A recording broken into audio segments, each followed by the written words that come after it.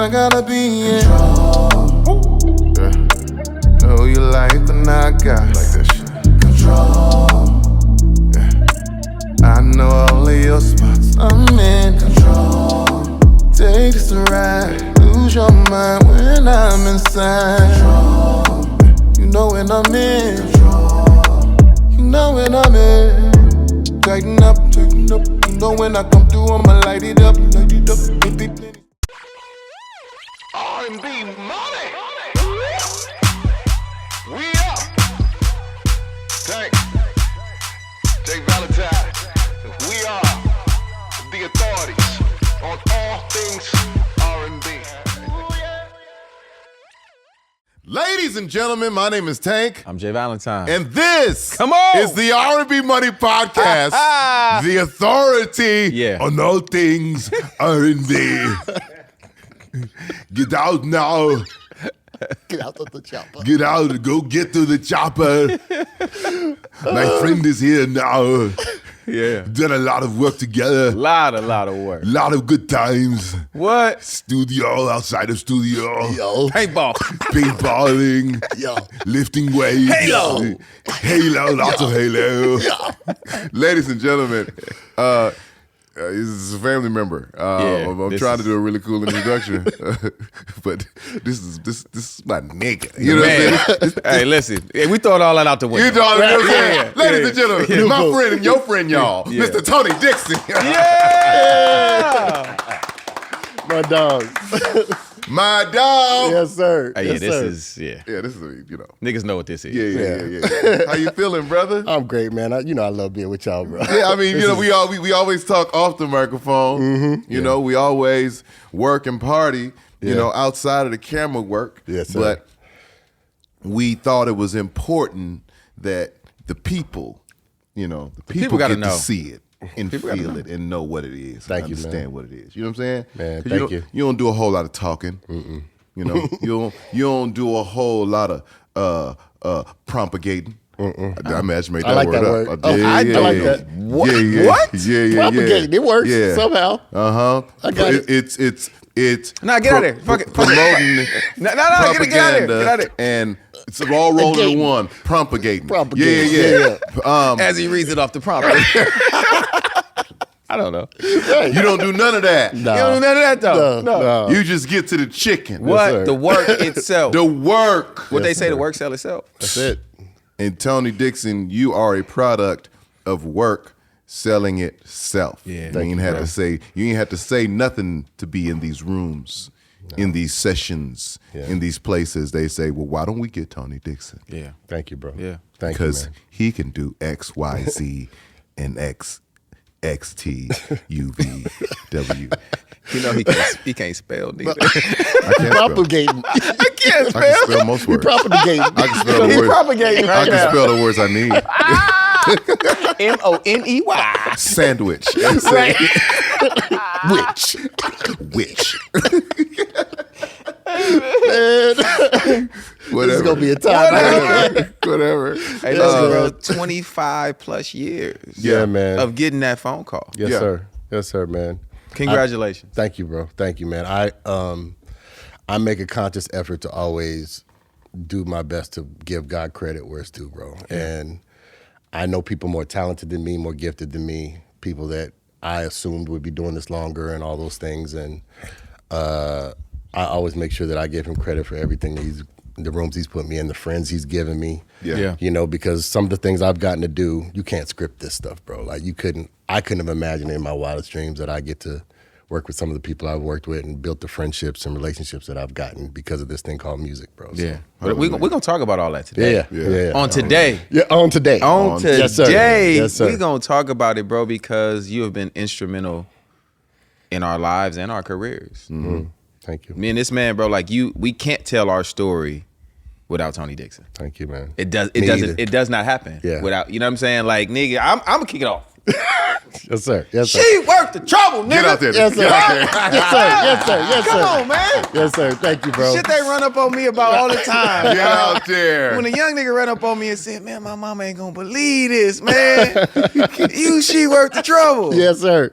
You know what I'm saying? Yes. Worth the You Right? actually worth the trouble. Nigga, I don't know how that even made sense. Right. but It whatever. You does. propagated It does, it. though. Well, yeah. Yeah. But bro, Yeah. like, the things that you have been a part of in our lives, man, are really special. And I just wanted to start there. We're gonna get back to there. Okay. But let's start this thing off in Denver. Yes, sir. Cause Yes, sir. one, you one of the only niggas I know from Denver. Yeah. Yeah. You and Big John Yeah. are Yeah. like the two Okay, I know people two. I know from Denver. There's more. Like, No. Chauncey. I don't know Chauncey Bullock. I know Chauncey Shout out to since we were Chauncey Bullock, but I don't 14. know him. Yeah. Yeah, Chauncey's my dog. We've been friends since we were 14 years old. No way. Yeah, I've known Chauncey most of my life, man. So, Oh, that's wild. Okay.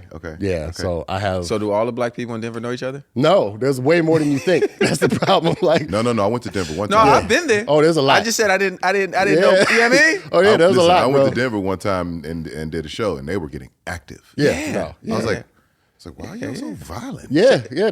Shout out to my brother that I grew up with, Lenny Walls. He got drafted Yeah, by the my Denver God. Broncos. That was my first time. I was like, oh yeah. No, it's real. And y'all have a Papa Do's. No question. I'll be back. No question, bro. This place is this is a good place. Hey, Yeah. Denver get active. Yeah. It's They got that everything, bro. blend. Yeah, man. Denver actually was really important. Actually, there's so many people in Denver that actually were important to me even getting here and getting. They were instrumental in my career even happening. And a lot of people don't know that. I'd love to kind of shout out as where you Please. Absolutely, Like, because that's what we here yeah, for. but like Big John was my first publisher. But I've known Big John since I was 14. Back in the day, people from Denver know I used to dance back then. So Wait, what? Yeah, Hold on. Here we go with this shit. Here we go. Here we go. Niggas Yeah. always trying to step into Niggas my want to world. come here and turn into CB. Right, Everybody Bro, trying to infringe on my, yeah, man. you know what I'm saying? My footwork. You know what I mean? Yeah. I was a problem, but whatever. I was a problem. It's whatever. But Okay. But Actually, yeah. you know what? 3 niggas. Damian Smith. Yeah. Smaller nigga. I was from gonna Denver. mention him. Hey, Yep. come Yeah, on. yeah, Yes, sir. Yeah, I ain't gonna Yeah, forget my yeah. nigga from Yeah. Denver, Yes, man. sir. Yes, Niggas sir. don't know he can sing too. Yeah. Yeah, R&B. Yeah, Absolutely. yeah, He was yeah. in an R&B group. Yeah, He might yeah. not want everybody to know that. No, they know now. Okay. Yeah. Let's get back to this footwork, though. But anyway. So back to your yeah. footwork. Yeah, no, I was a problem. There's my mom has the footage locked up in the crib. But yeah. Mama, we need that footage. We Yeah. definitely, Need it, mama. we definitely need to refer to this Yeah, footage. man. Yeah, I used to- in the pod. Yeah, I used to dance quite a bit, and I've done stuff where I got to still do stuff with Hammer and all kinds of stuff back You then. know shit with no hammer. Okay. Cut it out. Tony Dixon and MC Hammer. Okay. Cut it out. Yeah. What'd you do with hammer? I danced, For what? bro. Like we opened for his tour. It goes deep, bro. We did some stuff back in the day. What's the name of the dance crew? Is it a dance crew It name? was- Is it yeah, group it was me name? and my best friend William at the time. It was Romeo and Ecstasy. See? Propagating. He didn't want to tell us that. Hey, he didn't want to tell us about Romeo and Ecstasy. Who was Romeo? Whoa! That was me. And I had it written in the back of my head. Like, it's a whole thing. Yeah. I'm going to have to find Come them. to find out, this man was a stripper. Gigolo. Gigolo, all types of hoes. Oh, my gosh. Yeah. So, yeah, I used to dance. And we don't get past the dancing. No, we No, we you should- brought it up. No, No, we absolutely should not. get past No, it. you 'cause- brought it up. Absolutely not. Yeah, Oh, so my God. I danced, and that was kind of my intro to music. But it was, I didn't know that producing was something that you could do as a career, and I just thought it was a cool hobby. Fast forward, I really got into the music side of it, or creating music, off of something that was considered really a tragedy. I lost my father. My father passed in a car accident, and for me, it was that blurry part of life where you don't know what you want to do, and you become the man of the house and all these things. And it just so happened that my uncle had some keyboards that he would bring to the house because he ended up moving in with us and helping take care of me and my brother. And once I found that Ensoniq EPS 16 Plus, you couldn't. Sonic. Yeah, bro, you could not tear me away from that thing. So I did it all the time, all day. It was times where I'd get up in the morning and I'd start creating, and I'd look up and it was dark. Yep. And you just, and anybody that does music, you've been through that stage. So it's like you just do it and you lose all sense of time and everything, bro. And so I did it all the time, and I got really good really fast, only because that's all I did. There were days I wouldn't eat. Yeah. Same. I didn't know. And didn't miss it. Eat. Yeah. Like my mom would come back from work. I guess. Yeah. What? Same. I didn't know. I didn't know. I know You she didn't know, was. 'cause I Yeah. was up so early. Yeah. In my headphones. Yeah. And making these beats and my mom would come in the evening like, Yeah. did you eat? Like, yeah, I'm gonna eat in a minute. Yeah. How long, what time is it? Yeah. 8 o'clock. Yeah. Same. You don't say. I was like, Right, what? I was like 150 pounds.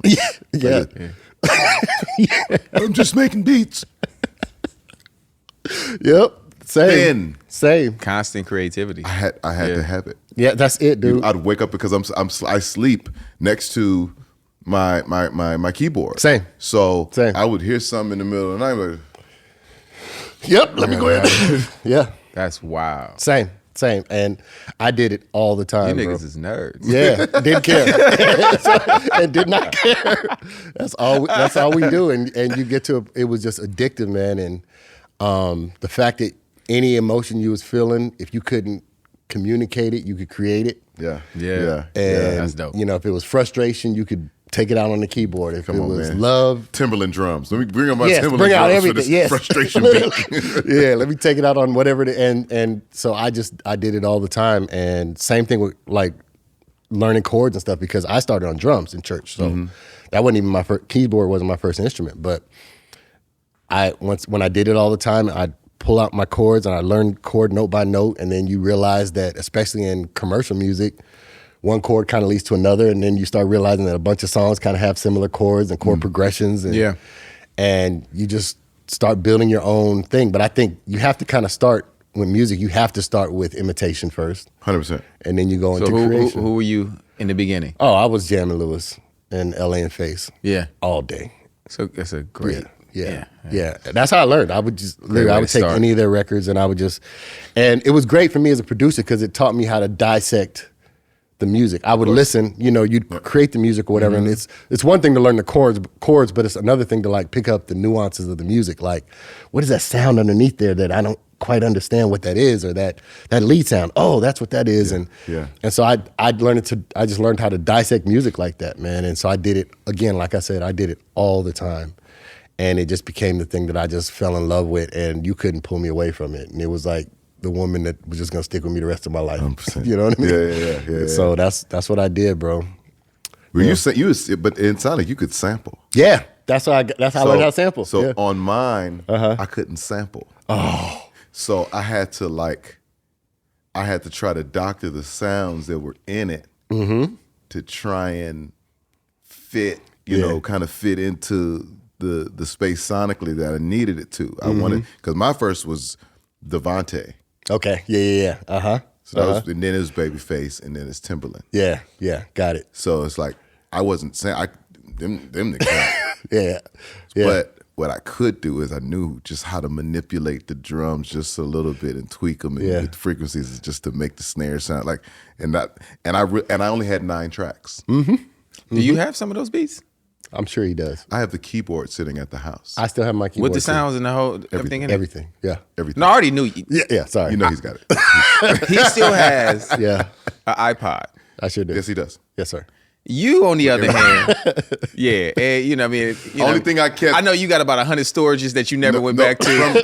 From a sentimental standpoint, I'm not like super sentimental in terms of holding things, right? But the only thing I kept was that keyboard. And those Wow, notes. that's the first one. Yeah. First one. Yep. I had my we first gotta load keyboard that and my thing first up, MPC man. too. It's like my mom was paying a note for me because sometimes my church gigs wouldn't cover the note. Yep. So how much were those keyboards back then? Oh, it was Keyboard was expensive. like $1,300. Yeah, it was like $1,300. 14. Oh, you didn't have that. You a teenager? Yeah, You you got- got it. You got it. Yeah. In church too? But I get to church with it was a PVD PM4. While everybody else was playing Korg. You know what I'm saying? You was on next level with and it. and they was like, "What's that?" Yeah. I was like, "This is a PV." And you carrying that around church to Everywhere. church. I got a PV. What was my other keyboard? A XP80 Yep. I remember the XP80. Yep. and a double tier stand Oh, you was one of them. and an amp It's one of those. Okay. and an amp. Oh. And I was carrying a PV amp, big 300. Oh, Yeah. man. and I'm carrying all of it in one rock. Have you seen the viral video of him? Yes, of course. I sent it Cheese to and him. playing the piano? Yeah. I sent it to him. I was like, is Them this? keys. Yeah. He's having the time of his life. Oh, yeah. No worries in the world. Have no idea I'm being stolen from. Oh! At all. Whoa! It I have didn't no even idea. matter. I have no idea. It's for the Lord. It's for the Lord. It's for the It's for the Lord. That's it. So I thought. Right. Oh, man. Cut to when we. Oh, my God. I got tears already. Crap. That was your last time. They didn't rob, When we. they didn't Y'all rob don't my want this. They didn't rob my nigga out the You know what church. I'm saying? They put their hands on it. They tried to. They tried. Oh, shoot. All right. Crap. So okay. So you're in the room. Yes, sir. You perfecting your craft. Yes, sir. You're obviously playing in church. Mm-hmm. In your mind, when does it click for you that says, "Oh, I can make this a career for myself in Denver"? Mm-hmm. Or does that start in Denver? No, it actually starts when I got to college. So I went to Hampton. Shout out HIU. My dogs. Yeah. Come on, man. My brother graduated too. Yeah, man. You graduated? Yes, sir. You've done so much that I haven't done. You're so much better than me. I didn't know you were this good. Oh, my God. Hey, I knew you was good, but boy. Oh man. Oh, my God. Oh, this is But great. yeah, so fast forward, I get to, by the grace of God, I get to Hampton. And I take all my gear with me. And that's when I realized this could be a real thing. And the reason is because in Virginia, at that time especially, Teddy was it. So Teddy Riley was the guy. He was God. Everybody wanted to be around him. And so for me, I got to meet him first. He was my first real big intro to the industry because Blackstreet and Guy and them used to rehearse at our music hall. And so I got word that he was around and he'd be there at night and, they'd be rehearsing. So I stuck it out one night and gave him a demo. That's a great place to rehearse. Man. When you're Teddy Riley. When I'm you're just Teddy gonna go Riley into and this college. Right, go check it out, you know what I mean? And see the rum shaker. Right, you know what I mean? So yeah, it was that. So yeah, so that's when I realized it's like, okay, me watching him made me see like this could actually be a viable career because my mindset at the time was really when I was at Hampton was I'm gonna do everything I have to do to please my mom. My mother was really adamant about me going to a HBCU, and because of all she had been through, and that was my whole thing was if I got to graduate to make her happy. So Let me do what I got. That's what I'm gonna do. Yeah. And so, and I live that way to this day. My mother, I do whatever I have to do to make sure she's happy. So, so that's how I was thinking at the time. And so, my degree, I was actually going to school for business management, had nothing to do with music. But I, like while I was in school, I started seeing Teddy and those guys around, and that through him I got to meet who ended up being the Neptunes and Devontae and. Timbaland, all those guys were out there because everybody was in Virginia at the time. Yeah. And everybody was pretty much centered around Teddy. Met Rodney Jerkins back then too because he was 16 and they were calling him like the 16-year-old phenom, blah, blah, blah. So, but that's when I realized that this could be a serious career. And so I was like, okay, now I got to figure out a way to make sure that I can do this for real. And I took it a lot more seriously.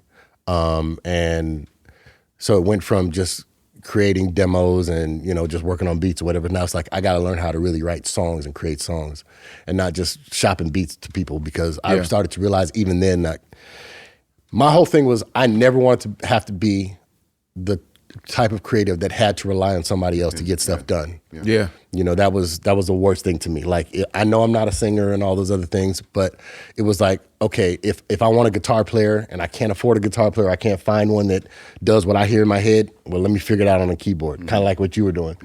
Yeah. If I need to figure out I wanted a bass line, let me figure this thing out. If I wanted chords, let me figure it out.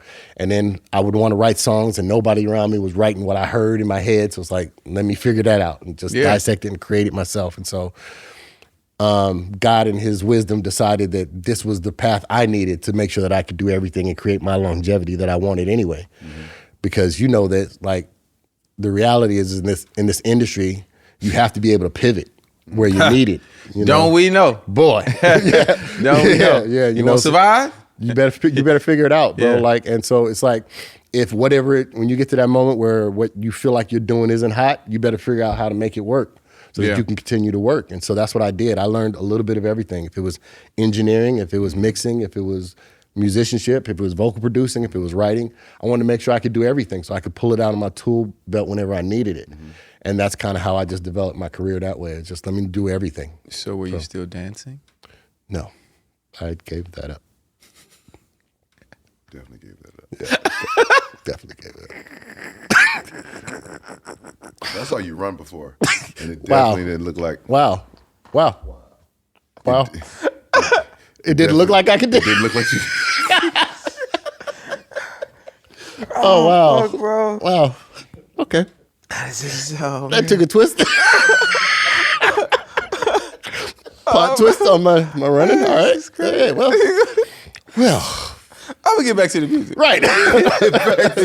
because at Hampton, what I realized when you said Hampton too is that so many talented people. I personally know that went to Hampton. Chris Henderson. Yeah. We went to school at the same time. Yeah. Delonte. Yeah. Same. We went to school at the same time. Yeah, like I know that they went to Hampton as well. So you guys were all there at the same time. Same time. That's crazy. Same time. And we kind of became the campus producers, because anybody that could sing on campus would come to us and, yo, let me get on this beat. And can you do this track? for Nah, me? do the female voice because you doing the yeah. Because we here. Come on, man. Hey, Tony, don't can you, Come on. Hey, listen. Don't do this, Come on, brother. come on. Yeah, man. don't do this. Come on now. That's so nice. Say, That is listen, so nice. What they Tony gonna That do? is so nice. Can you count how many EPs you've done?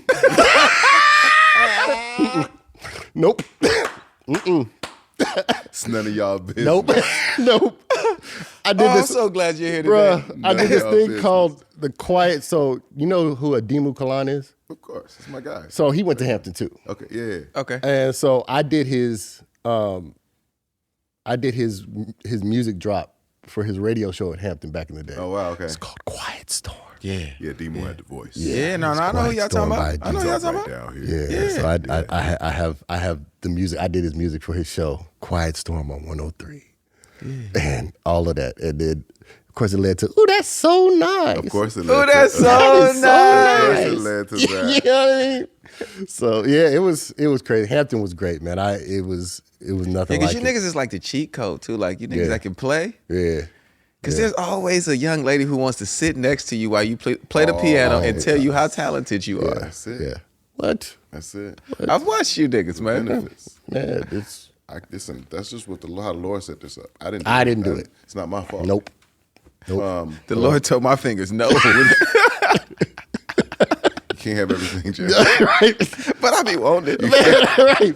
This nigga can sing, so it's like, come on, bro. You Like, can't have it all, Jay. Let's cut it out, man. Let us have some. yeah, please, man. All right, bro. When did it become a discovery on a pro level? So again, like shortly after that, after getting out of school, I moved back to Denver because you're trying to figure life out and don't know what to do or whatever. But I knew my goal was like to get out here, to get to LA, because I just knew you had to be here in order to get access to it. I ended up basically taking a slight kind of turn, or I ended up moving to Chicago. And so I lived in Chicago for a couple years. I was newly married at the time. And so I wanted to, my goal was to get into the industry, and I met a guy by the name of Percy Beatty, who a lot of people in the music industry know as a gospel legend. Yeah. I believe I can fly, right? Yeah, he sure did. Yeah. And a lot of stuff for the Thompson Community Choir, and that's where I knew him from initially. Yeah, that was him. Golly. Yeah, Percy's, he's like my big bro, man. So I met him literally out here at the NAMM show one year. I came out for one of the, the NAMM I've shows. never been. Yeah. Fire. I would be fire, in there bro. lost, but Yeah. I'm going to go. Yeah, you should go. Bro. I'm going to go, though. Yeah. It's fire. It's fire. So this particular one, I met him, and same thing, played him some records, and he was like, man, I'm thinking about putting this team together. You want to move to Chicago? I was like, absolutely, let's go. One conversation. Yeah. Because, that's the thing, like, especially coming from Denver, nobody does what I did. I didn't have a blueprint. Nobody I knew did what I was trying to do. And if there was anybody that I felt like had access to getting me closer to this industry, I was like, You're in. Yeah, there was no question. I'm gonna figure it out. I'm gonna get. There was no doubt. So Percy was like, "Yo, why don't you consider moving to Chicago? We're gonna put this team together. I would love to work with you and develop." I was like, "Absolutely." And I knew that he had worked with R. Kelly and that stuff at the time. So I was like, anything again to get close to the industry and to do this on a professional level, I wanted to do it. Mm-hmm. So end up moving out there, and then again by God's divine timing, end up meeting Smokey Norfolk, who that's how we met. Just end up meeting Smokey because Smokey was also being courted by Percy to do the same thing. Okay. Same with Kevin Randolph, who you guys know. So I met all of them at the same time. He was basically putting a team of producers and writers together in Chicago. And so turns out Smokey had just gotten married at the same time that I did. And so and we randomly moved out, like way out to the outskirts of Chicago. We both were in the suburbs. Gotta make that money. Gotta make that money last. Gotta stretch it out, bro. You know? And so we ended up, but he became my brother, man, and we did everything together. And like when it came to creating music, and he was an assistant pastor at the time at this other church, and so I started going to his church, and Percy was the music director there, and the whole thing. Yeah, so we got access to everything, and production wise and music, and same with meeting R. Kelly and working with him and that whole thing, and so it was amazing, bro. But that's when I was like, okay, I actually can do this for real, and I'm getting paid to do it. This is gonna be. And you was going from the church to the church. To the church, yeah. What was the first placement? Oh God, might have been Marvin Sapp. Yeah, song by Marvin Sapp. I can't even remember the name of that song. Won't Let Go, I think is what it was called. Yeah. And you did that when you were in Chicago? I did that in Chicago. Okay. I did that in Chicago, and so, and going from there, I started working, I find out that Smokey's like this incredible singer, because I didn't know. He didn't sing around me like that. I was just like, this dude's cool, and he's like, family to me. And so come to find out this dude is incredible. And I'm like, who's singing like this? Yeah. I had no clue. And so, I heard him one Sunday, and he's tearing the roof off the church. Yeah. This is before record deal and before people knew him and all that other stuff. Yeah.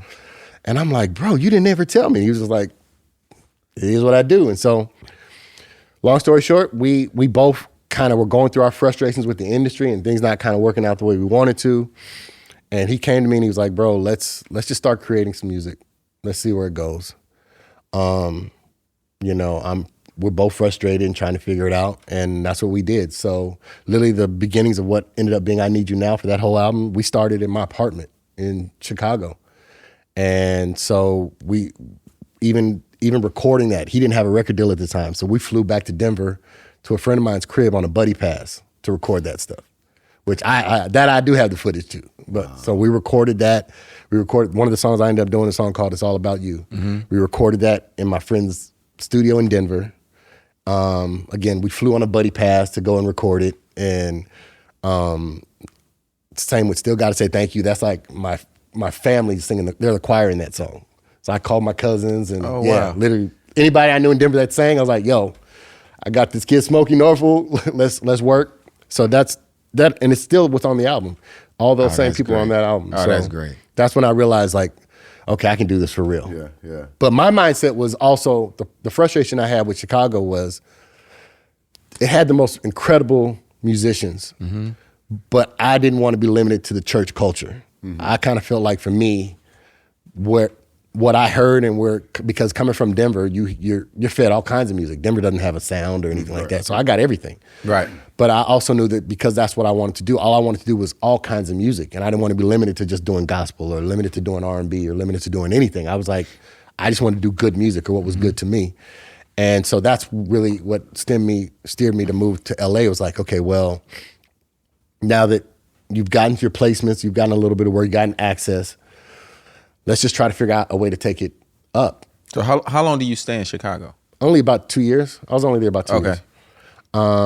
And so from there, while we're like, after we record it, Smokey goes and gets a record deal. So I find out after I leave, I Need You Now does what it does. The album takes off. He's incredible and all the other things. But to tie back to what we were talking about Denver, so Silas White, who's a great friend of mine. Wait, Silas from Denver too? He's from Denver too. Yeah. I know Silas is from Denver. Yeah. I didn't either. Yeah, I was gonna name him for you, help you out. Oh, we're gonna have a Denver education today. Man, nigga, I know all kinds of niggas from Denver, man. Yeah, man. Yeah, man. Yeah. So I talked to Silas and Damien, who again I've known Damien since I was a teenager. And he was in a group, but he had another good friend of mine, a guy named Anthony Nance, who is an incredible producer and songwriter. Yeah, producer. Yeah. So all of those were guys that I grew up around and watching and studying, because they were the ones who were really tied to the closest I had seen tied to the industry. To the industry, yeah. And so, but when I was talking with Silas about my frustrations with Chicago, and he was like, man, you should just come out to LA, see what you can do. And at the time he was managing, he was handling road management for Brian McKnight. Brian McKnight, yeah. Yeah. And so he was like, you should just come out here. I'll connect you with Brian. You guys can work and let's just see what can happen. Same mentality I had with Chicago was to move to LA. I was like, absolutely. Immediately. On the way. I'm out. And so for me, I was now married, so I had to deal with the commitment of making sure I had a responsibility for my wife, and then also wanted to make sure I was still doing this career that I loved. Yeah. So I was working a temp job in Westwood. What were you doing? I was an account manager for this insurance company. Nice. Yeah, it was a means to an end, bro. It was terrible. It was the worst. But it paid the bills. Yeah. And so what I would do is, even before she moved out to LA, I was making sure that I would do my job, and then sometimes at night I would sleep in my car to save money, to make sure that I could, we had the deposit for an apartment and all the things. I was doing it all. He was grinding. I was grinding, bro. And so, and even when I would get a hotel or whatever, I would go stay at the motel right by the airport, spend $30 a night just to change and clean and go back to work. And then I would go from work, where I get off at like 3 o'clock, and then I drive from like Westwood all the way to Glendale, where Brian's studio was at the time. And I would do that 5 days a week. And I'd work with Brian, I'd get to work with Anthony, I'd work with whoever. Yeah. Just, again, get me in this industry. Let me figure it out. Because at this point, you're in your early 20s. Yeah, I'm early 20s. I was 25, 26. Yeah. So it was like, let me figure it out. And Mary sending money home. Literally. Wow. Yeah. I was like, I wanted to make sure that I could, I wanted to make sure I handled my responsibility, but I knew beyond a shadow of a doubt that I was going to do this, no matter what. And so that's what I did, man. I did it all the time, and that's when I kind of really got introduced to the idea of publishing. It's like, oh, okay, well, let me figure out a way to get out of this job first. And the idea. So does gospel not pay you know what? I'm just going. I'm going to mind my secular business, man. See, because I'm going to run down on you about my publishing. It does. It does. It's supposed to. Okay. Yeah. Okay. Yeah, All right. it does. All right. It does. This is. Yeah, it just didn't for me at the time. Okay. But fair. But yeah, it definitely can. But that was my thing, man. I just wanted to make sure I could do this thing all the time. And so, again, Big John at the time when I was growing up was a DJ in Denver. A lot of people don't know that. But yeah, he was like the Kid Capri of Denver. Every party he threw, I was dancing. You can credit check that one. Okay. But he would, I'm sure. But I would show up and perform. I'd either perform or I'd get to be at his parties and stuff like that. And so by then I found out Big John is this big publishing guy, and I'm like, he's what? But yeah, I find out all these important things he's doing in the industry, and so I reconnect with him, and have the whole spiel like, this is what I want to do. Same thing, play me some music. I played him some stuff. He ends up getting my first publishing deal. And my goal at the time was like, okay, let me get a publishing deal that's equivalent to what I'm making as a salary. As a job, yeah. If I can do that, I quit. Literally, I quit. Yeah. And that's what my first publishing deal was, $50,000. I was like, and that first check came, look here, I don't need a letter of reference. I won't see y'all ever again. I'm out. Peace. And so I knew it. And back then they used to give you half up front. Of course. And then the rest in a monthly stipend. So you get that. Yes. Yes, I got I didn't get my monthly stipend either. I never got. Yeah. Once my MDRC was met, that's when you got yours. then you got your rest. Yeah, see, but once the MDRC was met for that first term, you got the back and the front of the of the new one. You got the ooh-wee. Yeah. You got that ooh-wee. I was killing them. Yeah. I think John just knew how irresponsible I was back then, so he made sure that he looked out. No, he did. Yeah. John, Yeah. yeah, I think John was part of my first one. See? EMI, right? Yeah, EMI. Yeah, he was EMI. Jody. Yeah. So that was my first. See? And so they had to change the rules. You was a rule changer? for me and R. Kelly, Why? Because He you did was running something. through those deals too because quick. we could get it all off in one album. Got it. Wow. And so that's where the threshold started. Oh, you gotta got the sell- Jordan rules on this dude. You got to sell this many for this many to count. Then you sell this many, and then this many will count. Oh, Got yeah. it. I was running. They said, "Look here, champ. We're gonna. Ain't what it used to be. You got us. Oh my God! I wish I could say. You got us." So do you go when you do your publishing deal? You're already writing and producing with Brian McKnight at this point. So are you? So just so for people that understand how this business works and how it used to work, especially when you first come on, though, are you a session musician? Yeah, Are you a drum programmer? all the above. You're not a producer. I'm not a producer yet. He's the producer. Yeah, he's the producer. Right. And honestly, I did not care. Right. At that time, my whole thing was, I'm in the room, and I also knew that my time was going to come, and eventually the gift I had would showcase when it was necessary.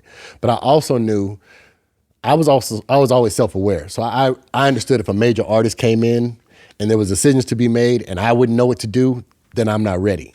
You get what I'm saying? Yeah. And at that time, And that's production. That's production. Yeah. Decision making. That's all it is. It's decision making. It's about you choosing. You have infinite choices, and let's narrow this thing down, and let me go ahead and commit to a decision that works for this record.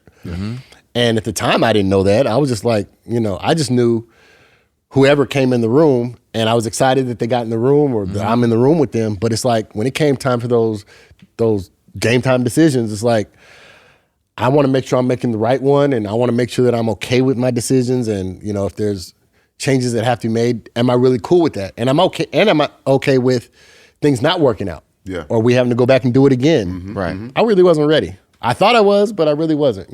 Yeah. So that's what that era taught me, was like, this is how you get ready for real. Like, you have access to all the celebrities and all that stuff, but make sure when you're in the room that you can deliver on the dime, because that's what you have to do.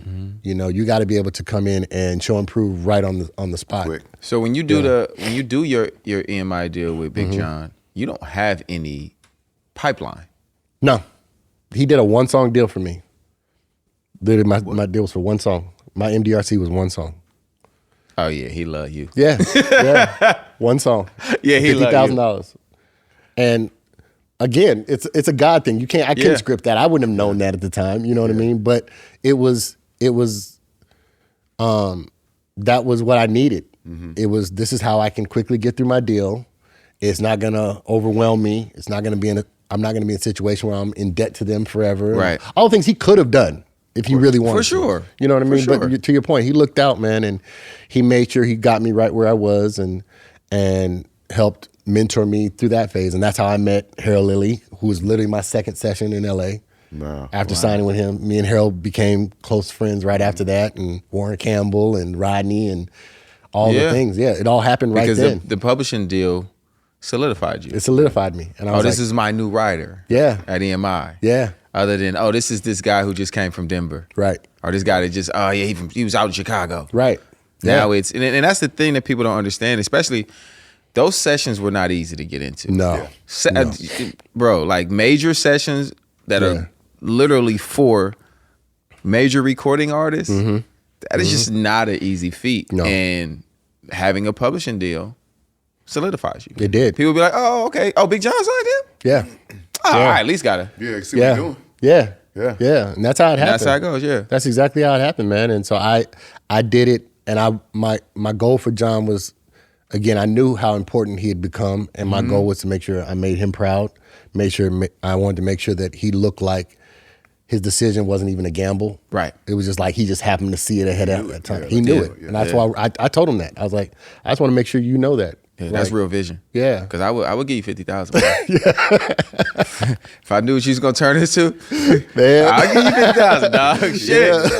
It worked out. Yeah, it worked out. man. So how long are you working with Brian? So that lasted probably about 2 or 3 years. And And that's how I got access to Justin Timberlake. So we were working on the NSYNC project. And so he had me doing stuff for him. Since he wants to shake hands. Yeah. Let's shake my hand. I know what that feels like too. You wasn't on that NSYNC album with us. Yeah. He got his plaque though. I don't have mine. Yeah. Whatever. But whatever. I drove my mans and them to the meeting. You sure did. In your PV. They all hooked up. And my bro Right. was with him, Justify tour. Right. You know what I'm saying? That's when I met Justin. This is You know what I'm fair. saying? That makes sense. This is fair. And he was like, I love your music. You're dope. And so I got that. Did that solidify you? I think so. I think so. Yeah, man. But yeah, so that's, work with Brian because, back then he was... Oh yeah, He was a standard. Everybody wanted a Brian McKnight record. Yeah, He's literally. cracking. He's cracking. So I got, I ended up getting access to working with Justin. We did a lot of stuff that ultimately, again, to your point, I really wasn't ready as a producer, but that's what led to the Justified project. Yeah. Because he came to me after we did the NSYNC stuff, and he and I created a cool bond, and he was like, with me, him, and Anthony at the time, Anthony Nance, he was like, why don't we all get together and let's create some stuff and see where this goes. I was like, absolutely. So we started creating records for him, and at the time he was dating Britney, so I got access to Britney. Yeah. So that's how that worked. And then he was like, okay, I got this session coming up with these guys called the Underdogs that I've heard about. Will you come to the session with me? Same thing, absolutely. Let's go. So go, and ultimately they ended up with a record called Still on My Brain on that project. Yeah. I was at that session, so I got to meet them, and that's how we built the relationship, and so on and so forth. So everything was just like, just connecting. Just connecting. So Yeah. from that introduction, it comes back around, and y'all do Shoulda, Coulda, Woulda for Brian. Yeah. Okay. Yeah, so that's how literally. Because that was your first Underdog record. Yeah. Right. Yeah, That's that was what I my first thought. Underdog Okay. record. So I'm working with with Damon and Harvey, and everything's going really well. I'm starting to get acclimated to how they work, and so on and so forth. And Silas is still working with Brian, and I still have a relationship with Brian. So it's like, yo, let's bring this back over here and get this particular sound, and let's work on Brian's stuff. And so that's what happened. We ended up doing Shoulda, Coulda, Woulda, and a lot of other records at the time. But that's really what started to build my relationship with them and my confidence too, in regards to, okay, I now understand how to make the right decisions and how to, make sure that my stuff sonically is up to par with the radio and all of those things. And so that was really that was that part of school for me. It was like, okay, I can do this, and I'm not just a writer. I'm not just Big John's writer. Now it's like, okay, I can actually produce a record. Let me finish some stuff out. And so I just built my confidence that way. And and it's not just gospel or whatever. It's like, no, I'm having some commercial success. Let me figure this thing out. Pop, Also, R&B, everything. This because I feel like during this journey or getting up to this point, we should talk equipment. Yeah. Because there were progressions and there were changes in terms of what you were starting to use to produce. Can you just kind of take me through those progressions as you are in Sonic, and then when you finally get to LA and you're working with Brian, what are you using there? And then when you finally get to the Underdogs, what are you using there? Can you take me through those progressions? Yeah, absolutely. So when I started, like you said, I had the EPS 16 Plus, and I had a TS12 were my first two keyboards, and then fast forward, I ended up saving enough money to get an MPC 3000. Yeah, come on, 3000. And the Korg Trinity. Trinity. And the Nord Lead. Nord Lead. What? Yeah. I was a problem in the streets. Yeah. So it went from that to, now same thing. I got my double tiers and my whole thing, and I got my little setup. And so that's really what I carried all the way up through meeting up with Damon and Harvey. So I brought an MPC over there. They were on the same thing. And I was like, okay, this works or whatever. But I was like, I ended up building a relationship with the guys at Ensonic. I mean, at eMagic. eMagic is who made Logic. Oh, from what? NAMM. From Yep. NAMM. Yep. Yeah. So I built a relationship with the guys from eMagic at the time, and they had this program called Logic. Yeah. And I'm pretty sure you got me my Logic. Yeah. Yeah, you introduced me. Yeah. Yeah. So that's how I got introduced to Logic, and I was like, I already knew how to work Pro Tools because of those sessions I had already been doing, because that's kind of like the industry standard for studios. But once they showed me and gave me access to Logic, I was like, okay, I'm gonna figure this thing. Same thing, I'm gonna figure it out. And so I spent all my time just learning how it worked and realizing that, okay, I can actually create everything I want quickly, very quickly, and instant recall, which is the problem you have with having the equipment. Because with the equipment, if you have hardware, if you came to studio and said, I need you to pull that record back up, well, now I got to go back and remember what sounds we used and the MIDI and everything. Yeah, and so you lose a lot of time just trying to remember. If you didn't chart it out or write it out, you're dealing with a lot. And if you've tweaked the sound and didn't save it, so for me, that was my logical side saying, no pun intended, but that was me saying, okay, this is how I can be more efficient in what I do, especially now because we're starting to do a lot of records back to back. And I wanted to make sure that I understood that's not the part I want to have to focus on. I want to focus on creating. Right. And so that's what made me get into Logic, was like, okay, again, when you came into the studio, it was like, if we're going to work with Tank, I got to make sure if he likes a particular idea, I can pull it up right away, because I know him. I know how quickly you wrote. I know how quickly ideas came to you. I don't have time to be doing this to sort it out while you're trying to create. If you already got the idea in your head, I want to be able to go, and I want you to be able to go. So that's what what the equipment thing was. It's like, figure out a way to get out of the way so that the creative can do what they do. Figure out a way to get out of the way. Yeah, so the creative can do what you do, man. Like, I don't know if y'all have gotten to see this guy work, but like, it's unreal to watch Tank do what he does in the studio, because he doesn't write stuff down. Right. There's only a couple people I know that do it. You and R. Kelly didn't do the same, but like, there's only a few. But like, they would get in and have the idea in their head and just go in the booth and knock it out. And when I realized that level of skill, I was like, yo, the only way I can keep up with you is to make sure that I'm giving you what you need when you need it, as quickly as you need it. Yeah. Again, let me get out of the way. If he's got the idea in his head, let him record so that, by the time you get in the booth, if the equipment gets in the way of the creation process, then you could lose the idea or it could go, you could lose the energy. Something else could happen, whatever. Mm-hmm. And I just never wanted to be that. So how long, so once you get into this Logic thing, how long does it take, or, what spawns the Damon and Harvey saying, yeah, we got to do what he's doing. Whatever he's doing, we got to switch to that. Exactly what I just said. I don't remember the artist or whatever, but I remember I do remember artists coming in and exactly what I said would happen. An artist would come in and I'd have 3 or 4 ideas that I could pull up right away. Yeah. They be like this. Right. Yeah. How'd you? Yeah. And I'm like, yeah, well, because you can do this, that, and I'm like, okay. And then they were like, well, but that was the whole thing at the time. Well, the drums don't slap as hard as that. And I'm like, okay, fine. Let me sample those drums. Give me that stuff that you have in the MPC. Let's make some kits out of it and watch how it works. And that's what I would do. So I made kits for the stuff that we had. And I was like, now pull it up and see how quickly you can work. And it just became, then it clicked for them. It's like, oh, you can, everything you want to do in hardware, you can do in DAW if you just take the time to learn it. And execute it. And it's just gotten better and better. Now, there's no line between hardware and, unless you just have to be a tactile learner and you like to turn knobs and all that other stuff, then that's fine. But no artist or nobody on the radio, there's nobody can tell what you use to create anything now. Right. It can literally be done on a laptop. Absolutely. So and I'm just grateful I stuck with it, because to me it made sense, because it's like, again, I got to get out of the way.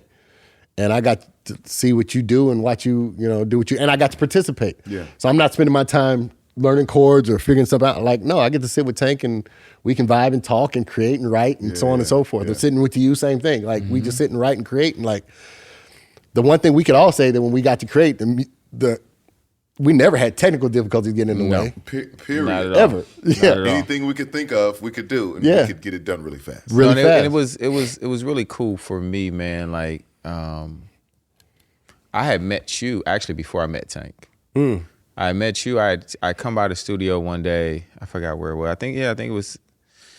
I forgot where it was. But by this time, it was after I had left the first time, but there was still my guys, and I'm pulling up on them, and I was like, that nigga talented. Yeah. The quiet nigga's really talented over there. And I'm listening to the music, and this is around, those, the Justified and the In Sync and all that had happened for you. And I'm just paying attention, and I'm just like, the Tony nigga talented, man. Thank you. And I would, drop by, just cool, listen to music. Damon like, man, come back, you gotta work with us, you gotta work with us, you gotta work with us again. I'm like, one day, I don't know. Right. And then my decision, like when it was fully like, okay, I'm rocking, is when it was over on Cahuenga at the Edmonds Towers. And at this point, he was there. Yes. Yeah. And Eric was there. Yes. And Lil Steve was there. Yes. And now it's like, it was a problem. These niggas is cold. Yeah. On top of what already we had established with Damon and Harvey, it was like, for lack of a better term, it was Voltron. No question. It was literally R&B Voltron at this point. It was really what I considered to be at that time was the R&B version of the Hitman. Yeah.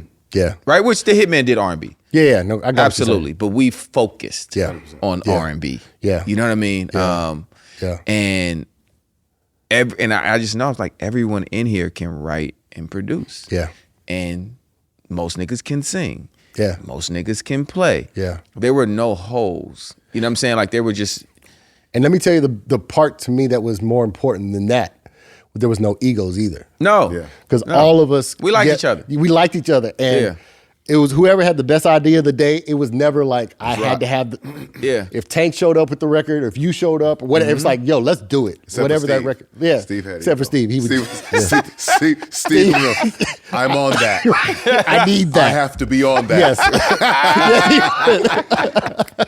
Hey, Lil Steve, man. You're doing something without me? Right. I can smell it. Right. Steve had also been a lead singer. Yes, he did. I mean? Yeah, true.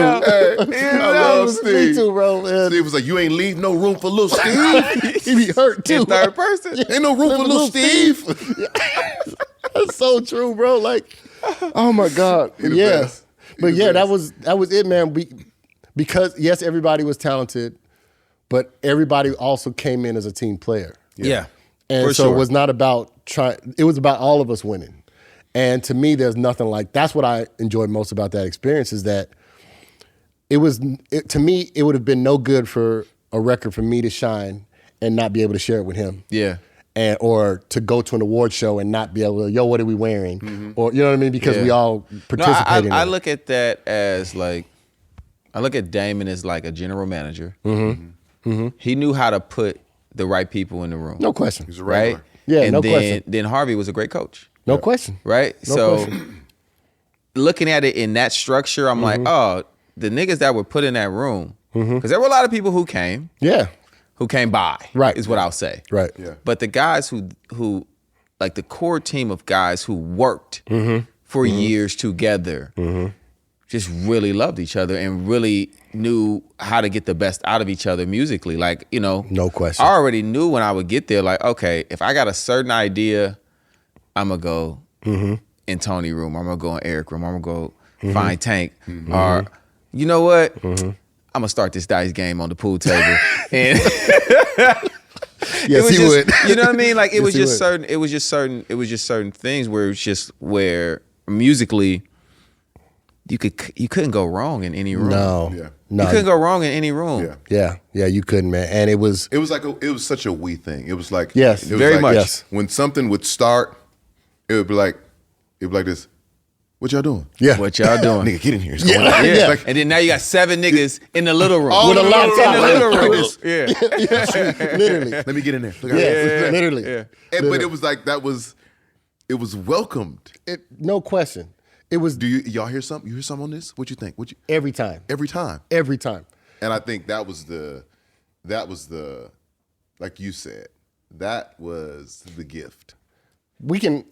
We can all say, like, historically speaking, that's why I'm grateful I kind of get to share this part of my story. But like, most of what I intended to happen in every particular place I went was not why God had me go. Get what I'm saying? Okay. And so maybe from Chicago to Hampton to Denver, being born and raised in Denver, to being with Damon and Harvey, to working with y'all. Like, my intention may have been, okay, well, I'm gonna go ahead and be this producer that gets to, finally get to stand on my own, this and the other. But I built brotherhoods. I got to build relationships.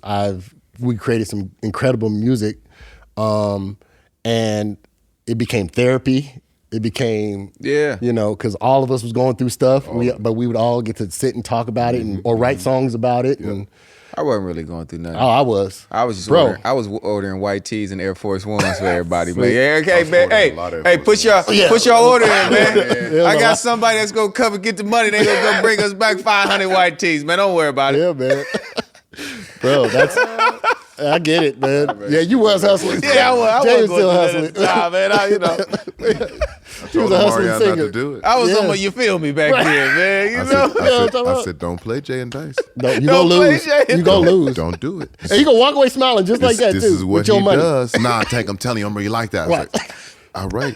Yeah, your money's gonna be gone. He has a gift for the It's gonna be- foolishness. He has a gift for the foolishness. You gonna lose You're gonna with a smile. Hey, man, we just having a good time. Yeah, you left. Because the other thing that I realized, and at this point, right, I'm not even a manager at this point. I had never managed before at this Right. point, but I realized time needed to be managed around there. Yeah. Because I would walk in the studio and I'm like, oh, it's 3 or 4 maybe artists waiting impatiently. Yeah. So yeah, niggas might want to play video games a little bit, Right. niggas, but we had to like start finding some Creative shit for ways niggas to do. Yeah. Yeah. Because to get in that main room Oh yeah. could take 3-4 days for an Sure artist. could. So we had to find some activities. And I just knew some activities. Da da da. Just having to have a And dice some on niggas me. used to have, That's you what know, I'm some talking niggas about. had a bag on them, man. They You got know the, what I they got mean? the bread. So it's like, Right. let's just have a good Or time. niggas had Right. to slip on the 24 hours and get some hoop in. Right. You know what I mean? All of that, bro. All of it, bro. And Yeah. I think when I look back at the time, man, it really did build a brotherhood. No question. It built a brotherhood. But let's talk about the records though. Yeah. Let's do We it. talked about the brotherhood. Yes, sir. The Yes, sir. records though, bro. We spoke about it earlier, man. For me, which was a later time. Actually, after the second time I left, Right. when I go do my deal, and they asked me who I want to work with, and you know, me and Larry went through all, the producers and everything, and I said, listen, I'm going back to the Underdogs. Yeah. Yeah. Like, I'm going. Listen, Yeah. Yeah. give me 2 weeks, give me a week, give me whatever it is. Yeah. But my budget, it's a part that's allocated toward Yeah. going back to the Underdogs Yes, sir. and fucking with my partners. Yes, sir. And it felt good for me to go back and work with y'all. Yeah. You know what I Yeah. mean? It really did. Yeah. Because I want to say this was even before you do the Sex, Love, and Pain album. Yeah, it was before that. Yeah, Mhm. yeah. My deal was before that. Yeah. And I was like, I just gotta go work with my guys. Yeah. And the records that we came up with, man, like Incredible. I was really excited because I had worked with everybody on that album too, but I was just like, I'm gonna end it with my guys. Yeah. Yeah. And coming up with She Worked the Trouble, bro, and Should Have Been With You, which me and Larry argue to this day about which record is better. Yeah, they're both really good. I listened to Should Have Been With You the other day and I was like, Yeah. shit. Yeah. And this nigga Harvey got me singing where the angels live. I'm like, ain't no nigga, I get a headache trying to hit those notes right now. Yeah, man. But I was just like, man, the music that we were able to create together, bro, was really special. Like, nigga, Omarion. Let's go. Yes, sir. Come on, man. Come on, Yes, Tank. sir. What we got, bro? I remember a weekend. Yes, sir. What was All-Star it? Weekend. All-Star Weekend. All-Star Weekend. Yes, sir. All-Star Weekend. And 3 people met up at the building Sure did. Look at each other like to this. get her done. To get her done. Let's get a head start. Yeah. on We these sure niggas. did. Yeah. And there came Yeah. Yep. And I'm trying and to. I'm trying to. Yeah, sure did. Yeah. I was like, listen, that was therapy for me. Me too. That session right there Yeah. got my mental and my spiritual back into the game. Wow. Wow. I didn't know that. I was cooked. Bro, I get didn't it. know that. I get it.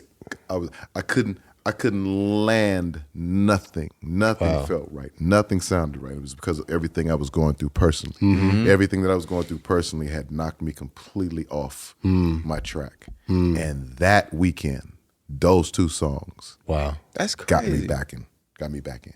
bro. So I'm back. That makes sense. I'm back, bro. Feel like yourself. I felt like Bet. myself. Yeah. I felt better than myself. Yeah, yeah. You know what I mean? Because then that's during the transition of getting to the Underdogs, getting to work with you guys, but now starting to learn so many new things. Yeah. You know what I mean? Yeah. So, the old track is the last track I did on the MPC. Yeah. With my equipment. Yeah. Yeah. And transferring all of that stuff into Logic. Yeah. Yep. And having Harvey and Tony looking at me like this, you gotta cut it out, bro. Yeah. You gotta get on Logic. You bro. gotta cut it You out. gotta get on He's like, Logic. just hold on 1 second. I'm gonna go ahead and No, let me turn this knob. Tony's like, nah. You gotta. I got your sounds. I got everything for you. Yes, You're sir. fine. You gotta move. Yeah. Yeah. And that was. I'm like, okay. So now I'm on a new learning curve. Yeah. You know what I'm saying? Now I'm starting to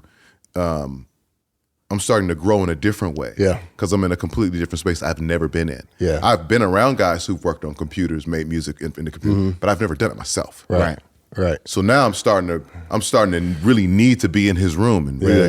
Yeah. So what are you doing right there? Yeah. How did you drag that? Yeah. What's the command for that? Yeah. What's the this? What's the that? And how a how do you whole set up your process. It is. How do you set up your Powerball to make sure? That, oh shit, that's crazy. Okay, Yeah. like I'm running from room to room like a kid in a candy store Yeah. trying to learn all of these things. Yeah. But the way I remember very specifically, you came in with that tank smile like, I got one. He came with that. He was like, I got one. We got to sit down. That's what we did. We sat down and I remember you playing us the chorus to O, and I was like, yeah, he's got the single. Let's get to work. Yeah, he got to sing. I knew it. I had he a did. single. Yo, he did before anybody had heard it. I said I got your record. No I'm question. gonna take you from a boy to a man. And that's the thing, when you can write a record that is personal Yeah. for an artist. Yeah. Because he and I clicked. Me and O for sure. clicked. Yeah. For sure. Yeah. It was like I'd met my long lost little brother. Yeah. Yeah. And it was just like he hoop. Yeah. He super cool. He sing. He looked like me. He danced. He Like danced you. like He danced me. like you. He Just danced like like me you. and Tony. Hopefully not like Romeo. Hey man, bro, y'all gonna stop messing with me and my knees. That's what I'm saying. The knees have gone bad. Man, so they're corrected. So it was all of that, and I'm Yeah. looking at it, and I'm watching him, and I'm just listening. I'm listening to him sing, and I'm like, nah. Yeah, First, you're in the wrong key. you're right. I said, let's get you out of Yeah, the stratosphere. Mickey Mouse yeah. land. Yeah, and put you in man zone. yeah, Yeah. yeah, Put you right here. yeah, Your song needs to be called Oh. yeah, You're Marion. Yeah. Oh. Marion. yeah. Your wordplay on that. You your- make the girl say, crazy. "Oh, Yeah. He said, I do, Tank. I do, Tank. I do. He co-signed. That Yeah. weekend, bro. Yeah. I can't say it enough. That weekend changed everything for me. Life-changing weekend. Remember it like it was yesterday. And then my first track Yeah. on Logic, that like real placement from Logic, Naked. Yeah. Wow. See, I'm telling you. I was like, I'm Yeah. Him? a Logic guy. Yeah. Yeah. I am Logic. Yeah. But again, it's just like every other instrument or anything you've learned. Once you got through the muscle memory part and the technical side of it, and you were able to get out of the way Yes. and get back to creating, then you were unstoppable. And it's not, it had nothing to do with your gift. It was just, let me go ahead and get out of the way so I can create this swore music. by the MPC. Yeah, he did. Swore by the MPC. But that's how it goes. When you fall in love with something, especially something that's been good to you. Yep. Yeah. You've had success with it. Yeah. You know what I mean? We have to keep talking about it because it keeps coming up. Yeah. This AI thing. Yeah. Right? Yeah. Like, we have to figure out how to utilize it. How we Absolutely. exist. Because it's not going anywhere. Right. Right. Listen, I'm really a old nigga in music years. Right. Right. I'm about 1,000 years old when it Right. comes to music. Yeah. And so I remember 2-inch days. I remember, same. you know what I mean? Yeah. The machines. The machines, Yeah. bro. Yeah. Like, Yeah. so you couldn't have told the producers of yesteryear Right. what this was going to become. No, Or the not at all. writers and the, you know what I mean? So it's like, It was the same argument back then. About when it sampling, was bro. switching over to Pro Tools. I ain't, Yeah. It was just, well, where's my master? Right. so Yeah. certain guys were like, well, I'ma still run my Pro Tools through the board. Right. Right. Yes. Right. Yes. So I it's remember that. warmer. Right. I get it. I They was respect lying. it. Right. They was lying. Nobody knew. They just, they Yeah. just, And now it's like you got world-renowned mix engineers, sound crafters that are completely in the box. Yeah. in the box. Yeah, the one thing I've learned about, especially surviving in today's industry, is our goal has to be able to make better music faster. Period. We don't have a choice now. Whether you choose to use AI as a tool or not, that's up to you. But the reality is the consumption is so quick that we have to create music that, again, we have to make great music faster. And to me, you got to figure out the tool that get you out of the way the quickest, so that you can do the music that you want to do. And if you're a hyper creative like me and like both of us are, it's like all three of us are. It's like you have to figure out ways to get out of the way. And for some people, this my only issue with AI has to do with the verbiage. I think the reality is that we have to stop saying that I wrote something when you didn't write it. Right. 100%. You know what I'm saying? Yeah, I'm agreeing. Yeah, so if you can't say you wrote something that you prompted. But they have been pretenders since the beginning of time. Very true. Very And true. there's that. That's very true. There's There that. have been people taking credit There's names on projects that should not be there. Very true. for a very long. Very and, true. And this right here is no different. Very true. Very true. It's just not an actual person. That's very that true. They're taking Right. credit from. And I still think that nothing can replace human ingenuity and creativity. So if you choose to want to use that as your thing, fine. But I guarantee there's nothing like getting us in the room together to create music. Absolutely. That AI will ever Even touch. from the artist standpoint, like Yeah. when I walk up on you and sing in your face, Yeah. You be walking up on people put singing this in hot their breath face. on you, this hot breath in these titties on you. Oh my gosh. Yeah. She know No, what I'm no, talking no. about. She know what I'm talking about. Breast meat. Man, what? Get out of there, man. You saw 5 heartbeats. 100,000 times. Yeah. Put that body on her. Got up on her. You know AI AI got do that. Ain't no way I do that. And walk up on her. Oh, my Have her in her seat. That's nice. Squirming. That take is nice. That take is nice. That was so nice. Another record I have to bring up, because if I don't while you're here, they'll crucify me. Yeah. How could you? Yeah. How could you? How could you? What a great record, man. Man. I got there a couple days too late.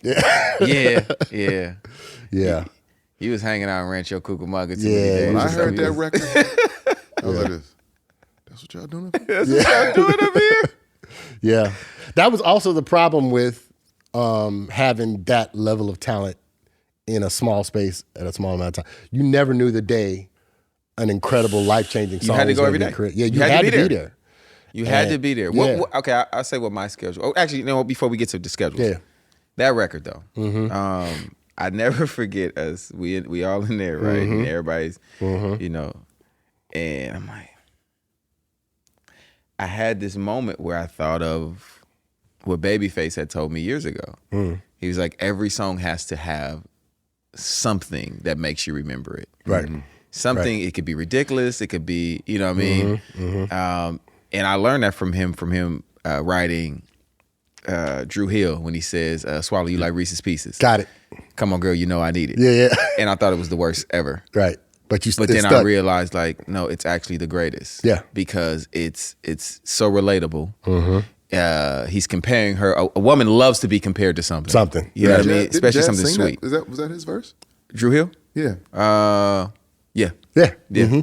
The irony. Yeah. Yeah. Yeah. Big fella singing Reese's Pieces. I like that. He had Jazz I singing love Reese's that. Pieces. I love that. Jazz is singing motherfucker too. Right. Yeah. Cold-blooded. Cold-blooded. Cold. Yeah. But I remembered that, and while we were in there writing, I'm like, and I told the story before, at that time, that was a thing. Like Kama Sutra was a thing. Everybody was talking about it. Can a nigga last 12 hours? Can I sit Indian style in it for 12 of them? And it was like all the conversation. I was like, Yeah. how about I just put the ghetto Kama Sutra? Yeah. And you nailed it. And Harvey was like, man, what is that, Yeah. man? What is that, buddy? What is that, buddy? Right. The ghetto? would be enamored. The ghetto Kama Sutra? He I'm loves like, yeah, that. it's just a hood version of it, man. It's my Reese's, Yeah, homie. That's man, all I'm saying. pour a little Kool-Aid on it, man. And, do what we gotta do. Man, But yeah. that record, bro, it was the song that floated around the floor Yeah. where niggas was like, nigga, y'all heard the How Could You record? Yeah. You heard How Could You? Yeah. Nigga. Yeah. And it would just get played for everyone who walked up in that motherfucker. Yeah. And Yeah. nigga, once Mario got a hold of it, It was over. there was another record, the Becoming a Man. Yeah. This You know this what I'm is the saying? crazy thing about even doing How Could You and Naked and and all that other stuff. I feel sorry for those artists because they had like you demoed O.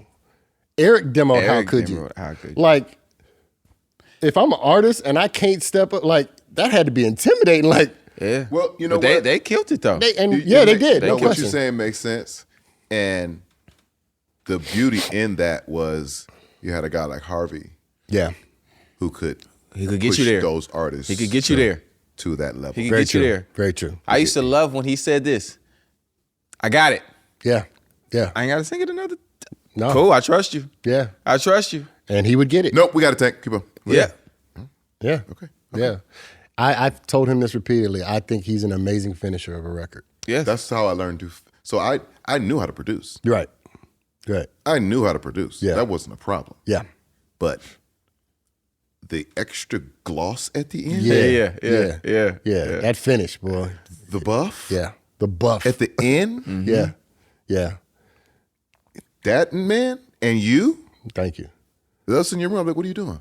Yeah. Oh, I took the vocals from the name and I brought them in here and I did now then the logic and I'm just gonna go through and just find little pieces I want to add to it, like in certain parts, like Yeah. run to my room.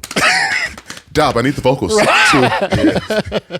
Like, Yeah. I learned that. I learned you from guys. from them the how to edit the breaths. Yeah. Oh, in your Pro Tools. Yeah. Yeah. Got you. Cause I'm like, okay, I get it. We can clean it up, but now it feels computerized. Yeah. Okay, so now I just gotta figure out where the breath almost feels like an inflection, or it feels like an ad lib in a sense. Start using that And fade it's- up. Yes. Yeah. Yes. Yeah. Right. And it was just little intricate things like Yes. that Yes. that a lot of people didn't understand about production, especially in Logic and Pro Tools, and Yeah. really learning how to Because we're also learning from not just producers, but engineers. engineer. Yeah. Right. Yeah. Right. Yeah. Like I remember certain things like when you cut a record and it ended with an S, and then making sure that the all harmonies didn't have an S on it, because then you'd hear Yeah. and all that little stuff. Yeah. And you go, oh, okay, Yeah. no, we got the S. Yeah, we Like, got the S on the one. We don't need the we S don't on need the it other everywhere. four. Everybody can Yeah, hear it. And yeah. little stuff like that, or the T's and the P's and all that stuff that would pop. But that's all a part of producing that you start to learn, that takes your stuff from here to, again, commercially ready. And Pristine. yeah, and getting out of the way, man. Like, is this song? It would make the sheen matter, but Yeah. it's in the details. And to Yeah. me, that's the biggest issue that a lot of producers now have to learn in order to elevate their music. To me, is really start to dive back into the details of the record, not just the fact that you got a great loop or you got a great, great hook or whatever. Like, start to look into the details as to why these songs stick. Yeah. Because what happens with the DAWs is that you can get lazy because you can Right. do it so fast and it sounds so good. And AI. And they are. To your And point, so, and yeah. so you think you're done. Right. When there's always just a little more to do. Always. And that take was it the to thing that I learned next level. also about from Kenny, from Babyface, was I learned the difference between a great song and a copyright. And a copyright, for those who don't know, a copyright is that record that pays you the rest of your life. Rest of your Yes. life. That's that thing becomes your signature song, your Yeah. signature sound that you've got, of course, a bunch of them. You've got yours. So anytime you get a call or demanded to perform somewhere, there's these particular songs that are used. Yeah. And that's what a copyright is. Now, we had one, and I'm glad you're here. Yeah. Because we can jump him now. We had one. It was a record called The Injured Reserve. TIR. Right? Tank. Just another song that, I was like, listen, I'm going to write this for Tank. Sure did. Wrote the hell out of it, too. You know what? I know all the rest of you niggas is trying to cut it. Y'all want to sing it. No. You know what, guys? No. Yeah. Because I'm going to be on this new Tank album. Me and Tony Dixon. Sure are. We going to be on this album. We going to kill it. And Tank like, y'all going to be on this album. Killed it. And then we wasn't on that album. Killed it. So I just want to bring it up because you here. It wasn't my fault. I get it. I get it. We understand the industry now. I get it. I'm the only nigga from the Underdogs that was not on Sex, Love, and Pain. I loved the record. I get it. The powers that be. Okay. And at that time, I was trying to get back. I get it. I'm doing whatever I got to do to get back in this game. Y'all don't want it fine. Right. I didn't have a position It's fine. It's to buck fine. the system. It hurt a little bit, just so you know. But we okay. Barry, you don't like Injured Reserve? Yeah. It's cool. It don't mess with the rest of the shit you got. But what about Jay? What about Jay? What about my friends? Right. Will they be around? Oh, shit. I was like, you sure? Yeah, man. Flint, no, Yeah. nah, we don't need that one. Oh. And then they just never went on to nobody else. No. But That see, record is crazy. yeah, I love that record to this day. To this day. We might just have to. Might have to look at that one again. We just might have to just because. I think we should. Yeah. You know what I'm saying? Yeah. Go out there on the court, blow a hamstrings, turn the music on. Bling, bling, bling. Yeah, man. Love that record. Me too. To this day. Me too. Yeah, no, that's still I one of my. can't That's one of the favorite records. Yeah. Of personally that everybody has their. It records takes that me they've back written. to a time. Me too. That record Yeah. has a time stamp on it. Yeah. And when I hear that record, when I hear those chords, I'm like, oh, Yeah. that was a time. Yeah. Yes. It was such a time. Yeah. Oh, to be young. Man. And this is the crazy thing. So just like you said, the old weekend was therapy for you, Heartbreaker was a therapy for me. Because that was my story. No. Yeah. Heartbreaker was our story. It was our, that's right. Yes. All you niggas was going Boy. through it, man. Oh my gosh.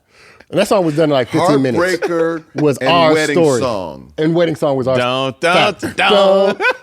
Period. I cried when Yes. they played Wedding Song. Yeah. Oh, I remember you telling me that. I was like this. Shoot. Allergies is crazy. Yeah. You know me so well. Yeah. I was cooked. Yeah. And then I heard Heartbreak. I was like this. Yeah. Nigga, y'all in my business. I don't even know you niggas like Yeah. that. Yeah. That was me too. You didn't know other niggas was going through the same. I He had had no no idea. Yeah. Yeah. Yeah. Y'all killed me. Bruh. Y'all killed me. And Eric Yeah. was singing that. I said, Jesus Christ. Yeah. Yeah. That was one of my vocal mentors. I'm like, Yeah. oh, you eating. Yeah. Okay, all right. Here we go. Yeah. And you did. Here we go. Yeah. You did. I used to do Heartbreaker in concert, boy. I could slow that thing down and free fall it, boy. Yeah. Yeah. Sheesh. That was one for me. And another one that stuck out that made me feel like I had arrived. This is, I'll say this more as a songwriter, was 4 minutes. And Okay. And I can kind of tell you why. So You did that. yeah, thank you. But 4 minutes, we were literally at Clive Davis's bungalow, and he was on the phone yelling at a program director about some particular record that J Records wasn't, that they weren't promoting, whatever. And he goes, I'm sick of this. You got 4 minutes to tell a story. You got 4 minutes. you got 4 minutes to tell a good story. And I've done this time and time with you guys. And so he's going off and cussing this program director out. And that stuck with me. And I was like, you got 4 minutes to tell a story. So I remember writing that concept down. That's one of the things I always did because my vocal prowess wasn't what you guys did. So the way I would usually deliver would be concepts. I would usually start with a concept or a title or something. Yeah. And so what I would do is I'd be like, okay, I remember I had that as a list of one of my titles. And I remembered, okay, as a producer and as a writer, how can I make this song interesting? I want to make sure it's exactly 4 minutes. I'm going to take a second hand and make that the metronome. And I remember when I told Yvonne, I was like, look, you got 4 minutes to win your girl back. What are you going to say? That's how we started the song. I was like, you got 4 minutes to win your girl back. What do you do? I was like, you walk in the door, you see her packing. I created the whole scene for him. I was like, you see your girl packing. You see your girl packing. You don't know why she's packing. You also know you ain't clean. So what are you going to do? We don't know what she knows, what she doesn't know, but what are you going to do? And so when he starts the song, part of me was stumbling over my words, because that's literally how it starts is, let's make this scene of you got 4 minutes to win her back. How do you win her back? And so that's the whole concept of that song. Yeah. And then again, at the end, I'm out of time, but you don't know whether he won her back or not. Because incredible. Yeah. And so that's when that song came, I was like, I actually... And that's truly the joy of songwriting. Yes. Yes. Yeah. You know what I mean? Being able to fully paint the picture. Yeah. Yeah. Being able to fully paint a picture and tell a story where someone can close their eyes and see what you're saying. Right. Yeah. That's when you know that you're doing the right thing as a songwriter, in my opinion. I agree. When someone goes, bro, I was there. I'm like, you wasn't. Right. Nah, nigga, when I heard that song, I was there. Yeah. I was with you, nigga. We was. Yeah. And I'm like, oh shit, we did something right. Yeah. We really no did something right. Yeah. So speaking of doing things right, bro, your next steps too. Right? Because being a part of something that we were all part of, like the Underdogs, which was such a force in the business, sometimes it's tough. Yeah. After. Yeah. Sometimes it's tough to really transition into what you're going to do on your own. Right. Or with someone else. Right. Or, you know what I mean? Because the other thing that I've noticed about you is that you are the epitome of the collaborative effort. Yeah. Yeah. And I think you embrace that. Yeah. You've never had an issue with that. I've never had a conversation with you where you were having a me, I Never. moment. Never. You're just always like, yeah, we did this and then we did that and I helped in this. You know what I mean? But it was for you, it was you a better way to put it, bro. Like if anybody was an underdog, you are an underdog because you always worked with someone or sometimes under somebody else as they were doing their thing. Yeah. Yeah. In the background. Yeah. Yeah. And I think that's why personally me, and I know Tank as well, we've always screamed your name so loud. Yeah. And I appreciate that more than you know. For real. Because you've never screamed your name. No. No. And then other people didn't. Yeah. In my opinion, I'll just be real about it. Like, and I'm that. Yeah. If the shoe fit, wear it. Right. But to me, you've always been a part of so much dope music, so many dope situations, man. Like after the Underdogs, like you and Eric, y'all decide we're gonna do our thing together. Yeah. You know what I mean? And the success that y'all have. Can you start leading us to like, you know, just you and Eric, Babyface, you know what I'm saying? Like just give us some history in that, man, because this is your time, as Tank would say. Thank you. Talk your shit. So that's why you're here today. Like my dogs. But man, I appreciate y'all. But so toward the end of the Underdog era for me personally, I felt like there were areas I wanted to go to creatively that weren't necessarily everybody's collective idea at the time, which is fine. Yeah. But also I wanted to make sure that like you said, that the business was always handled fairly and that relationships were maintained and all of these things. And so the only way I could have any sort of control over that was to make sure that I went and did my own thing. And, you know, because if no matter what situation you're in, if you haven't officially partnered with somebody, then you have to deal with the fact that this is under their rules and this is what they choose to do, and it's okay, you know, and you decide whether or not you want to play by their rules or not. And so for me, that was my decision. It was like, okay, well, let's figure out a way to do this thing on our own. And Eric and I had already built a great relationship anyway, so it was like, well, let's just go ahead and do it. And so we did, and we created some music together that was great. We did I Wanna Be for Chris. Yes, you did. Yeah, and called you back in on that. Yeah, you called me for that. Yeah. I said, Absolutely. I gotta be on this. You put a little Steve. He sure did. What? He sure did. Tony was like, I mean, we need a bridge. Good. He went so quick. He's so quick and killed it too, man. Yeah. Like, yeah. So we did I Wanna Be. Every time I hear it at the Breezy Bowl, I'm like, yeah. You know, that's my business. Yeah, I'm on there. I'm on there. I'm on there. That's me. As That's little Steve was like, I'm on that. right. Yeah, man. And, you know, from that and getting to work with R. Kelly again and doing Religious, and got to work with Mary and did some stuff on their Christmas project, and then working with Eric and his brother. That's a cold transition. Yeah. R. Kelly Religious to you know what? Yeah. Shit. But it goes back to what I was saying. I wanted to do more. I want to do more. When was remember Finally? Yes. Finally for Tony. Yes. Yeah. That was a Libra album. Yeah. Yeah. I did Finally, Supposed to Be, and I Hate You, and yeah. Cooking. Supposed to be. Yeah. Supposed to Be. That was me and Carrie Hilson. And Jay. That's how I met JQ and Carrie. Mm-hmm. Got that. They worked on that record as well. So Been cooking, nigga. yeah, man, that was how I built my relationship with Tony. Was making sure I had some stuff that I felt fit her. Finally was one of those records where I started thinking conceptually, what can she do that's interesting? So like all the verses have old titles of other songs in it. And I think Kimberly Johnson is singing the demo of that. And she co-wrote it with us as well. And so, but I wanted to make sure, my whole thing was always do what it is that my gift is. If I'm not going to be the singer, I got to make sure that I give them some sort of direction. Yeah. Give an artist or a writer direction or whatever, so that, you know, they have some sort of different perspective on the song. To me, we all write the same 5 songs, right? But the way you look at it can be interpreted completely different by where your creative space is and where your head is. So, for example, if we walk in this room, and you can look around this room and say, okay, this is it's a fly room, it's got this, that, and the other.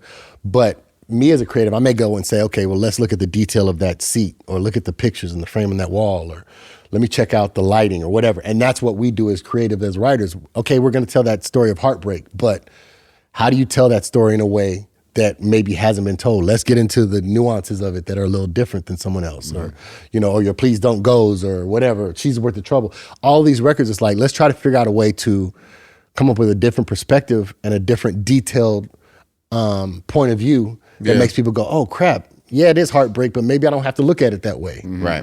Or, why is she worth the trouble? Oh, I still she ain't changed my figured. life. I still ain't figured Yeah. out why. Well. You know what?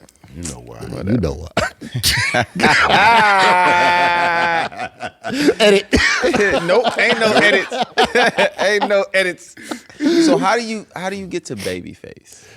So Kenny, we'll have to rewind back to the Underdogs. Kenny. Yeah. Yeah, Sorry. yeah. Babyface. Some of you niggas call him Babyface. I call him Kenny. Yeah. But so it started during the Underdog era. So we did an entire album with him that was actually unreleased. And so again, we were in the Edmonds Towers, which was his building at the time. And so we got to work on an entire project for him that, and that's how I really built my relationship with him. This had to maybe be 2006, something like that. And just sitting with him, obviously I knew who he was. And again, I told you he was one of my blueprints. So Of course. it was that. But then fast forward, we had been working, we had a group that we had gotten signed to Interscope. I Square, yeah. And y'all called us. Yeah. Yeah, See, yeah, same thing. yeah, like yeah. that's what I'm talking Our about Song relationship. Dynasty days, yeah. Yeah, it's about relationship again. So but we were also at that particular time back in his studio at Brandon's Way. And so His His other studio. Yeah. He had like 5. Yeah, but that's don't get it another- confused. Yeah, don't get it twisted. But being around him, or him getting to see me work again, he got to see how I operated, and we just happened to be down the same musical street, if you want to call it that. He also knew that I was the type of person that I would work until it got done. However long it took, whatever we had to do to figure it out, it was going to get done. And so he pulls me aside after watching how things were going and how I worked, and he was just like, what do you think about us working together? And I was like, absolutely. You know, but to be fair, I also was concerned about that in the beginning because he was already who he was. Right. And at this point, to what you were saying before, I wanted to make sure I could establish my name, but I also wanted to make sure that I had the community and the relationship. Yeah. So I asked him, I was like, how do we figure out a way to balance this? Because I don't want it to be where every record we do is going to say produced by Babyface, and I had I had everything to do with it, but and he was very accommodating and welcoming and all that. But I also told him too, like, I'm not going to be that person that's a moocher. I want to make sure that any environment I'm in, I'm going to bring value. Yeah. So whatever it is that I need to do to make your job easier, again, to get out of the way, you tell me what that is. I'm going to do that. And in return, all I ask is that you make sure that I have the freedom to do what I need to do to establish my name. Yeah. That's literally what we did. And so from that point on, he was of course okay with it. But the very first thing we did together was Beyoncé. Literally the first thing we did. We got a call a week later to go to New York. This nigga's just, he's flexing. He's flexing. I don't mean it like that. The very first thing that I do with Kenny. With Kenny. With Kenny. Is a young lady named Beyonce. Have you heard of her? Yeah, you might have. I might have. Yeah, so it's whatever. I've been to a stadium or two where she was performing. Yeah, I seen the big horse and all this shit. The whole thing. It's crazy. But yeah, so we got a call not even a week after he and I had solidified our partnership, and go to New York. And at this particular time, the first person that I thought, because Kenny asked me, like, who do you want to bring in as a writer, as a top liner, to bring it home or whatever. And so I hit JQ, and I was like, so I hit Q, and I told him, and I was like, "Mo, I got this opportunity. I can't tell you what it is. Yeah, just hop on the plane and come. We got you. Just come." And so he did, and we got to New York, and it was an amazing session that we had with her. We got to spend a couple weeks with her. And the way she did it was she had rent out the entire studio, Quad Studios. Mm-hmm. And so she had one room where she cut vocals, one room where we could create the demos, and then she had another room where Dream was at, and writing on whatever other records she had for him. And so she came in and talked with us, and she was like, she was telling us at the time what her goal was for this project. I think the only record she played us at the time that stuck was Girls Run the World. Mm-hmm.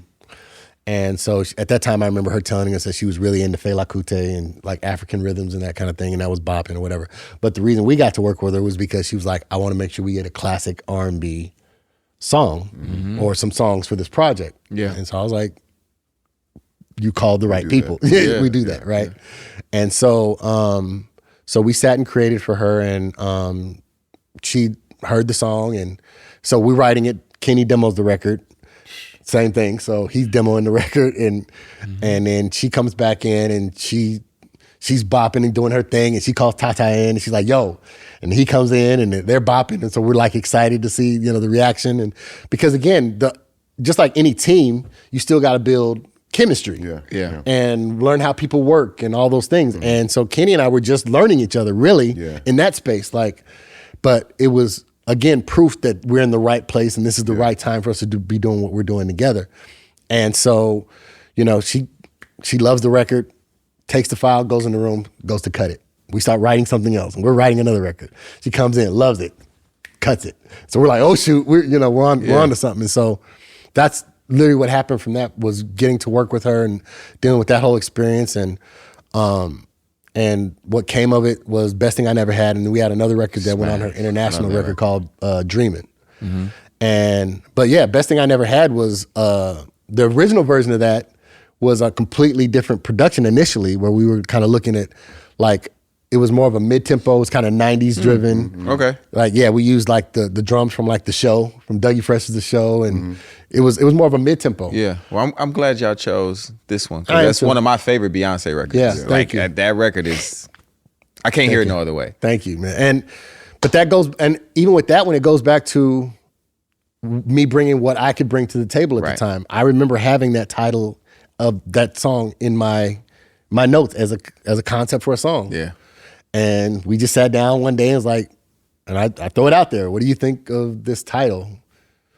What do you mean by that? And I remember we were sitting with her, and we were joking I think I made a joke like the guy that she dated in high school's got to be laughing or bragging to everybody about, yeah, I dated Beyonce and this, that, and the other. And everybody's like, yeah, right. You know what I mean? And she literally was like, I dodged that bullet. And we were like, hold on. There goes the record. There it is. There it is. There it and so is. we go in and we write the song, and we took some of the things that our conversation, as you all know, you take the conversation and you write the song. Absolutely.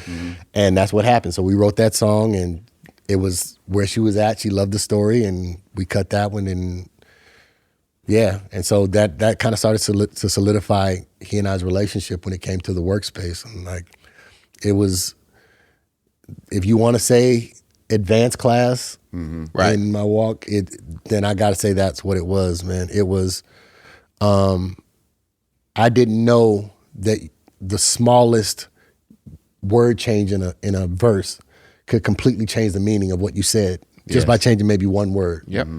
And that's what I learned from him. Like, it's literally one word that you could be like, oh, wow, I didn't think about it that way. But again, it's the details. He would do that. Sometimes we would do 3, 4, 5, and 6 rewrites of a record just to get to that right one. But it was because of the detail that he would, and his time that he would put into it. And then you forget, like, who, to me, he's Kenny because he's my friend, but then he get behind that booth and you're like, oh yeah, no, he's Babyface. He's Babyface. Or he grabbed that guitar, it's like, oh no, he's Babyface. He flipped that guitar the wrong way. He flipped that bad boy over, it's over. It's like, wait, so you not? No, okay. you ain't Kenny at all. You I got it. a whole new nigga. Yeah. He really is Superman. Yeah, you really Superman. He really is and Superman. And I wanted to learn, the other thing I wanted to learn from him was about he and LA's process in regards to artist selection and song selection for artists. Because to me, LaFace is the last big Motown we've ever had. Yeah.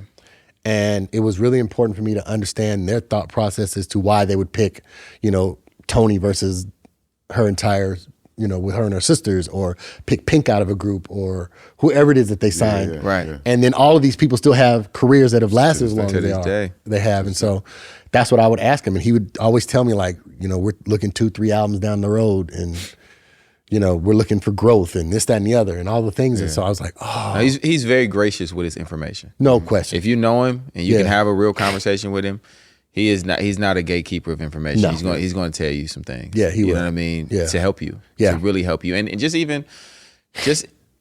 and seeing you guys pay it forward. Yeah. Right? With Yeah, something that is now people are really truly finding out about is a Leon Thomas and a Chris Riddick time. Most people don't know. Yeah. How that transpired and how you guys were very instrumental. Yeah.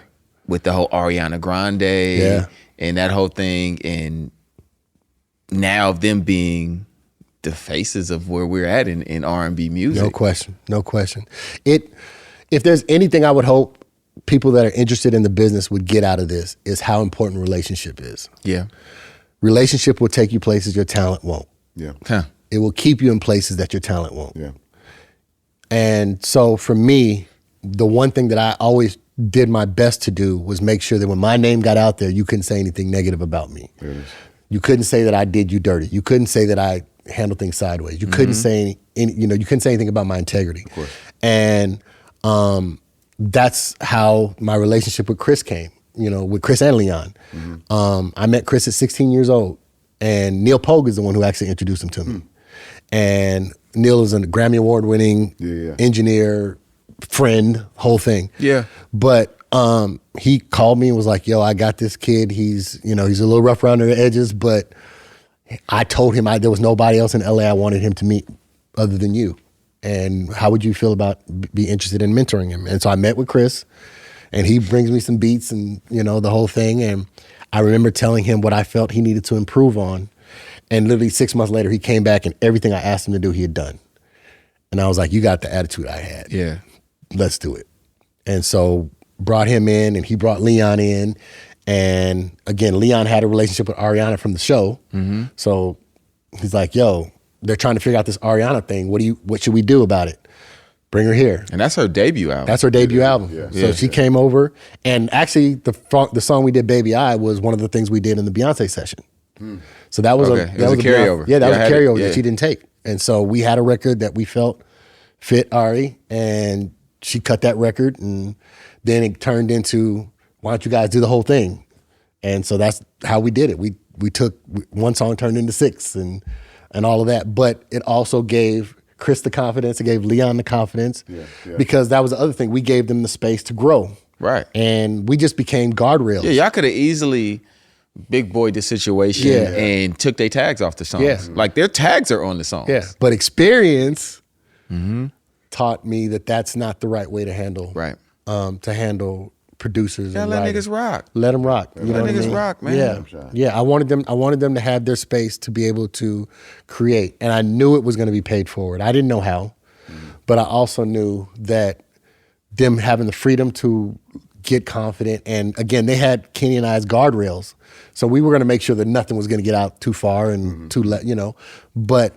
and the business was fair, so it's not like they had to worry about that. They could just create. Right. You know what I mean? And so when we sat and created the music, they got their tag in the record and all that. And it doesn't make what I got to do any less credible or any less important. Yeah. You know what I mean? And they got to shine the way that they needed to shine and create the confidence that they needed. And so fast forward, look at where they are now. It's, I'm nothing but proud of them and have nothing but great things to say about them both. Yeah. Chris is still, and Leon, they're like my little brothers, man. And our relationship has now spanned like it is with you guys. It's outside of music. If we never did music, we could hang out. Right. But if we do music, the byproduct is there's going to be some good music coming out. You know what I mean? Speaking of that. Yeah. Well, It's a really great song. As they would say back in the day, it's burning up the airwaves. I'm old music business terms. It's burning up the airwaves. Yeah, man. That you've done with Chris Riddick Times. yes. Yeah. It's called Out the Window. Yeah. Yeah. By the fabulous Kehlani. Kehlani. Yes. Not Kehlani. Not As Kehlani. She told you, Kehlani. motherfuckers. Yes. It's Right. Kehlani. It's Kehlani. Okay? Yes. Respect it. Yeah. Again, it's relationship. Chris brought Kehlani to Kenny and I when she was 14, 15. And he knew even back then what to do with her. Yeah. We weren't in a space where we had any sort of leverage to actually do anything for her. And that's the other thing that's great about Kenny. Kenny's not, when ego's not in the way, if there's a better place for them or a better home, fine. We'll figure out a way for us to work together. But it doesn't have to be, we got to sign them and lock them down and all that other stuff. No. And so that's how our relationship with Kehlani was built, was way back when she was 14. But Chris has always known how to deal with her, how to understand what she wanted to do musically. He always was a go-getter. And what he did was he took this place and he's actually elevated her to a place of, she's always been this talented. She's always been good. But now the music is now she's just coming into her plateau moment where it's like she's peaking. Yeah. And Out the Window was a byproduct of that. She literally said, I want to do the album that I grew up on. Right. And so she gave us a lot of points of reference as to what that was. And to me, I give her nothing but the utmost respect and kudos because I've heard that a lot of times before. But then a lot of artists have gotten scared. They get scared to follow through. They say, they don't follow through. And whether it be because they feel like it's too dated or whatever their mindset is, you never know. But whatever. But she decided, I'm committed to this and I'm going to go ham at it. And I'm gonna do my best job to do that. And she's winning. I think this is gonna be, my opinion, is gonna be where music is coming back to, especially our genre of R&B is coming back to. It's not just about the classic sense of the music, but it's about the vulnerability. Yeah. It's about the honesty. It's about, again, giving some interesting details to walking into the room again. Like Out the Window is an interesting concept. Folded is an interesting concept. Yeah.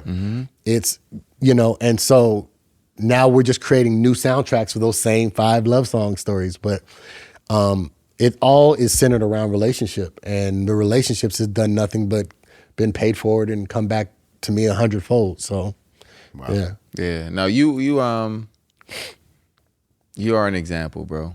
Thank you, man. That you can be a good guy and great things can happen for you. Thank you, man. You know what I mean? I've met a lot of people in this business. I worked with a lot of people. And you are someone that when I just think of like all the good people in this business, and which for me, like I don't have those, the business is just nasty. Right. The business is the business. Right. But the people that are really good people in it, they stand out to me. And I've been blessed enough to meet a lot of people that are that, and you are at the top of that list, bro. Wow, thank you, man. Thank y'all both, man. I say the same thing about both of y'all too. Like, there's the great thing about you guys is what's said when you're not around. You know what I mean? Yeah. And to me, that is the true testament of our relationship and our friendship and our brotherhood. Like, I can go out and nobody can say anything bad about y'all. Yeah. And if they choose to get ready to, they got to look at me because they know it's not going to fly with me. Yeah. You know what I mean? And I know you feel the same. And absolutely. But then they can't. There's nothing to say. Even if they wanted to, what are they going to hate on? Right. They're going to hate on the truth? Mm-hmm. Right. You know what I mean? Or they just hating because they want to hate. But they can't hate on how you guys operate, how you guys treat people. The type of music you do, and your talent, like, and to me, that's what built our bond. Like, it's just like, yeah, the music matters, but the music is only as good as the people that make it. Yeah. Period. You know, and so when people look at what we've gotten to do, and you know, even the endeavors you guys have created, and the platform you've created, and all the other things that you guys are getting to do, it's all based on your relationships. But everybody has to go back and say, well, they some good dudes. Yeah. You know what I mean? That means a lot, bro. It's that everything. Means a lot. It's literally everything. Like, there's nothing you guys, that's why there's nothing you can't do. It's not just that you're that talented, but your name is good in the streets. Like, your credit is good. You know what I mean? Like, Gotta have good credit. you gotta have great credit. Go anywhere, get along. Bro, like, because you're going to need it. You're You're going to do this thing that's long, you're going to need it. Especially in this business. Yeah. Facts. So, I want to touch on one thing before we get to yes, sir. get to my piano. Way before guys were figuring out the camera had value. Oh. Yeah. Yeah. Because I know a lot of guys who Yes. use their cameras for evil. Yeah, I'll take pictures of you, girl. Come over around. That's so nice. 11:30 p. You turn the camera on and the clothes come off. Get some good photos of you about 1 a.m. Trainers and photographers. Trainers and The worst. photographers. Yeah, train you about 2:30 a.m. That's when your muscles Don't are, mind them lights. Yeah. That's when your muscles are really prime. But you went into photography for real. For real, Yeah. for real. Like We hired you. Yeah. You weren't. It wasn't Instagram model photography. No. Nigga. You were photography. Yeah. It was another passion that I found, man.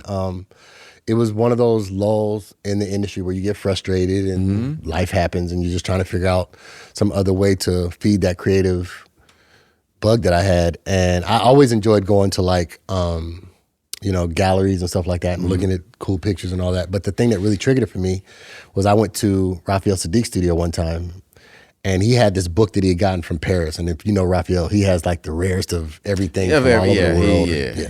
That's just what he does. And so He's a rare nigga. He is. He's just a rare nigga. He is. But that's what he does. And so he had this book, and it was this Motown book, and it had like some of the most incredible candids and pictures that I'd ever seen of that era that you rarely see anywhere. And I was like, man, nobody's done that in our era.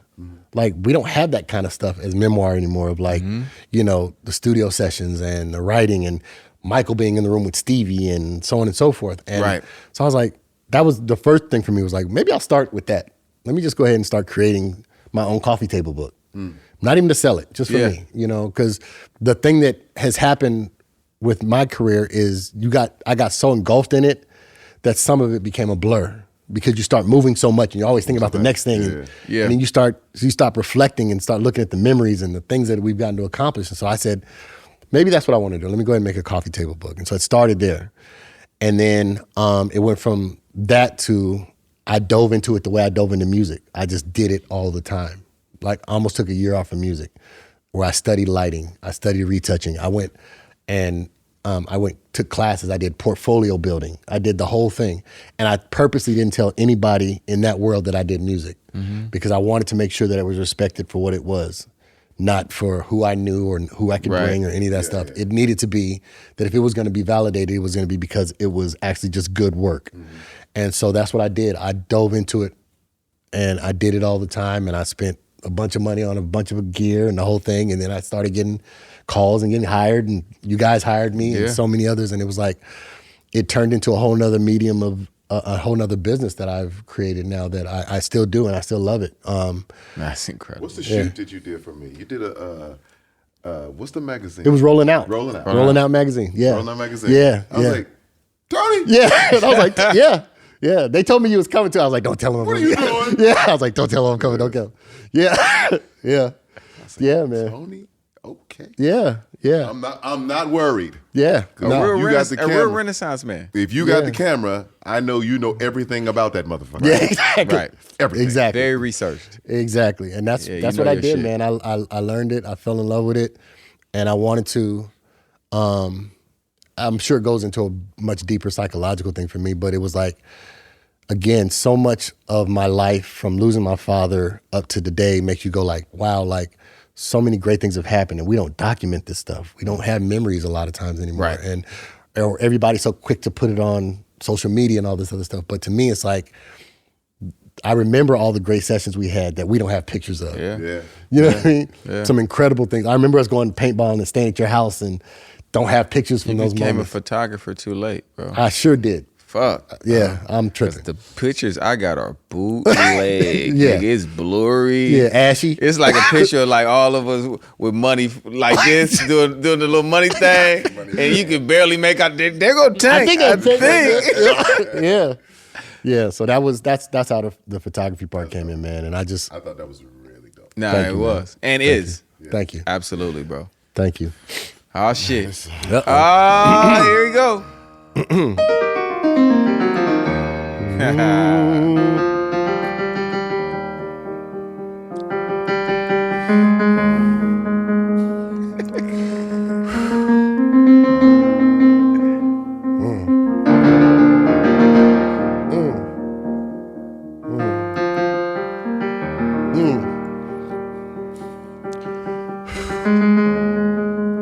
I feel like we've been connected for a long time, so I Yes. don't really have to say much. You feel what the fuck I'm trying to get at.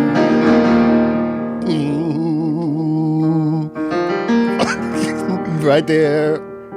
Flatty, flatty, flatty, flatty, flatty, Tony, Nerds. your top 5. Yeah. Your top 5. Come on, dog. Top 5. Your top 5 R&B singers. Yes. R&B songs.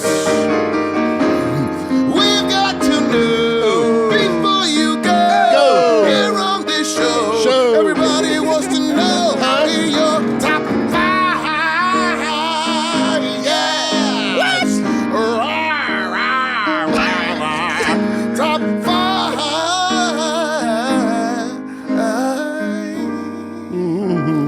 Your top 5.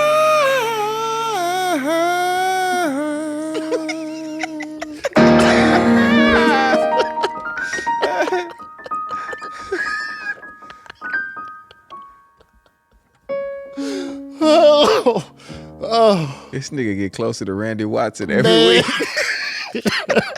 Second chocolate. Man. They can't mess with you on that piano, bro.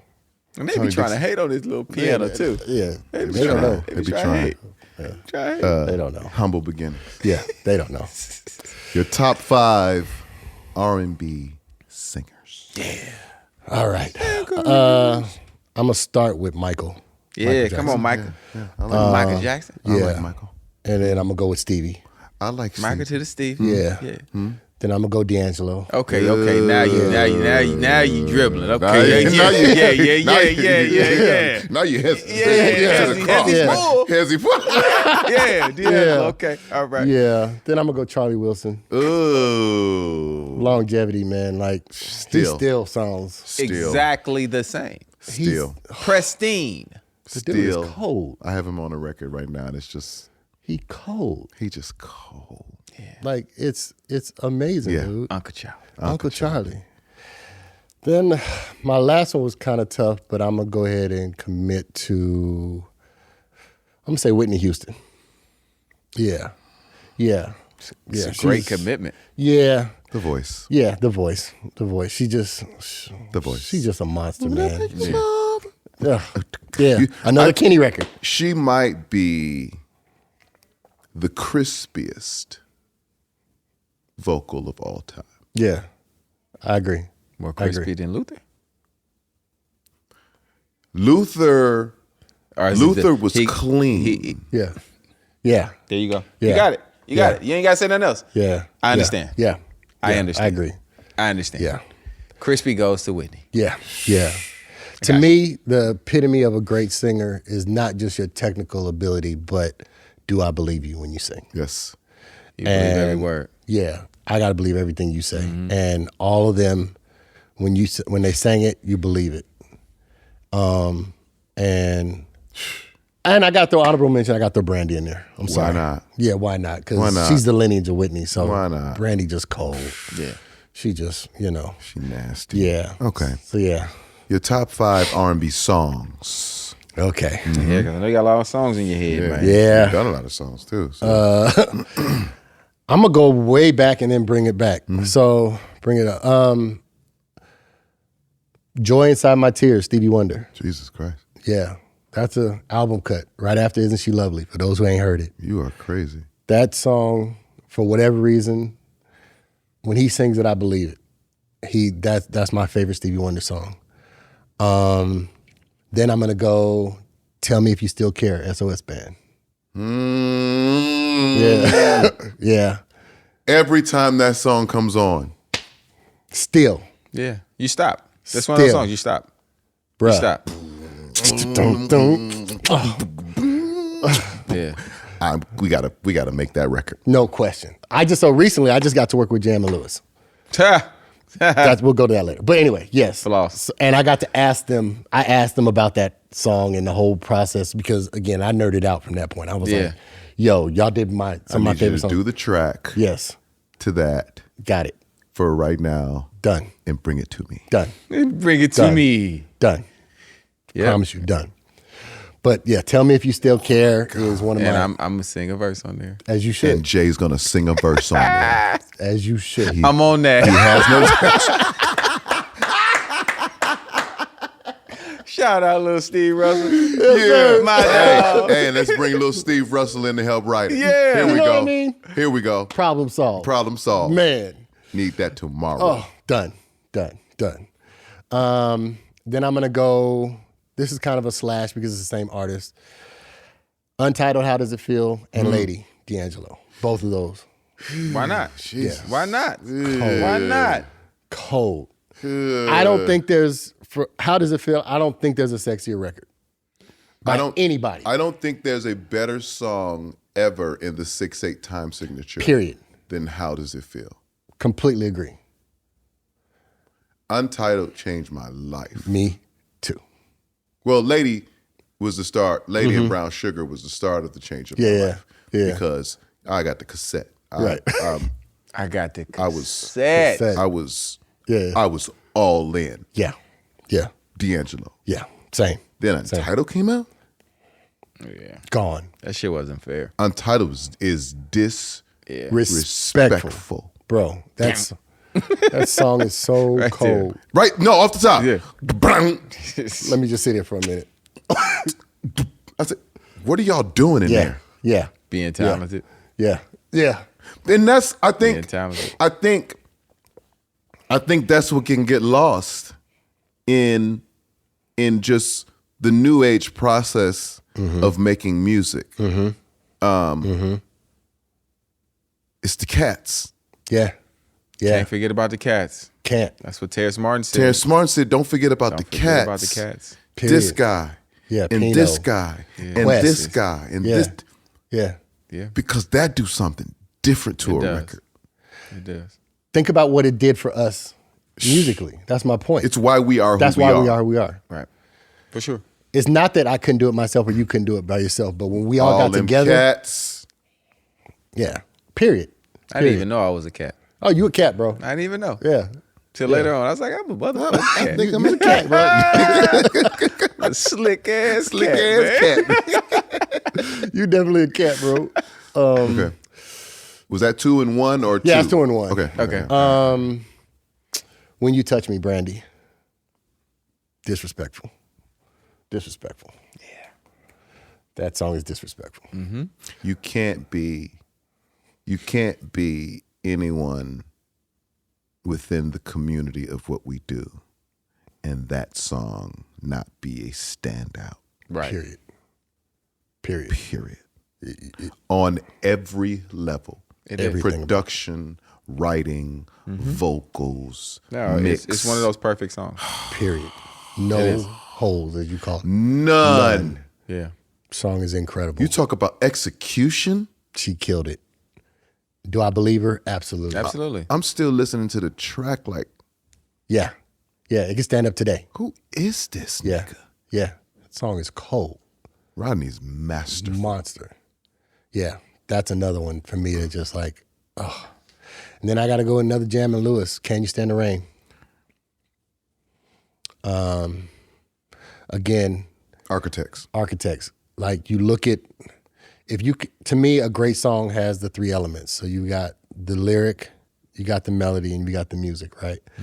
And if you can separate all 3 of those and still have something memorable, or you still got an incredible body of work, to me, you've got the best song that you can have. Absolutely. So if you read the lyrics to Can You Stand the Rain to somebody, it's still going to affect them. Yes. If you hum it, everybody's going to On remember a it. perfect day, I know I can count on you. know that I can count on you.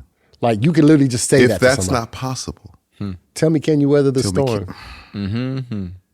Because I need somebody I need somebody. to stand by Stand me. by I don't me. know about you. I know about you. when it's tough, she won't run. She will Always. Always. Be right there for me. He. Sunny motherfucking days. Everybody Everybody loves them. But, But tell me, baby, can you Huh. stand the Huh. rain?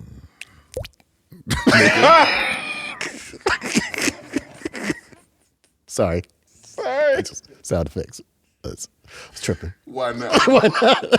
Why not? Yeah, that's a great 5. Yeah. 5.5, Yeah. 6. That's, Yeah, 5.5. Jimmy Jam and Terry Lewis are Architects, man. Yeah. They're Yeah. builders of worlds. And Yeah. the greatest guys. Yeah. It's so nice. Yeah. The builders of worlds, man. They are true cats. Bro. Man.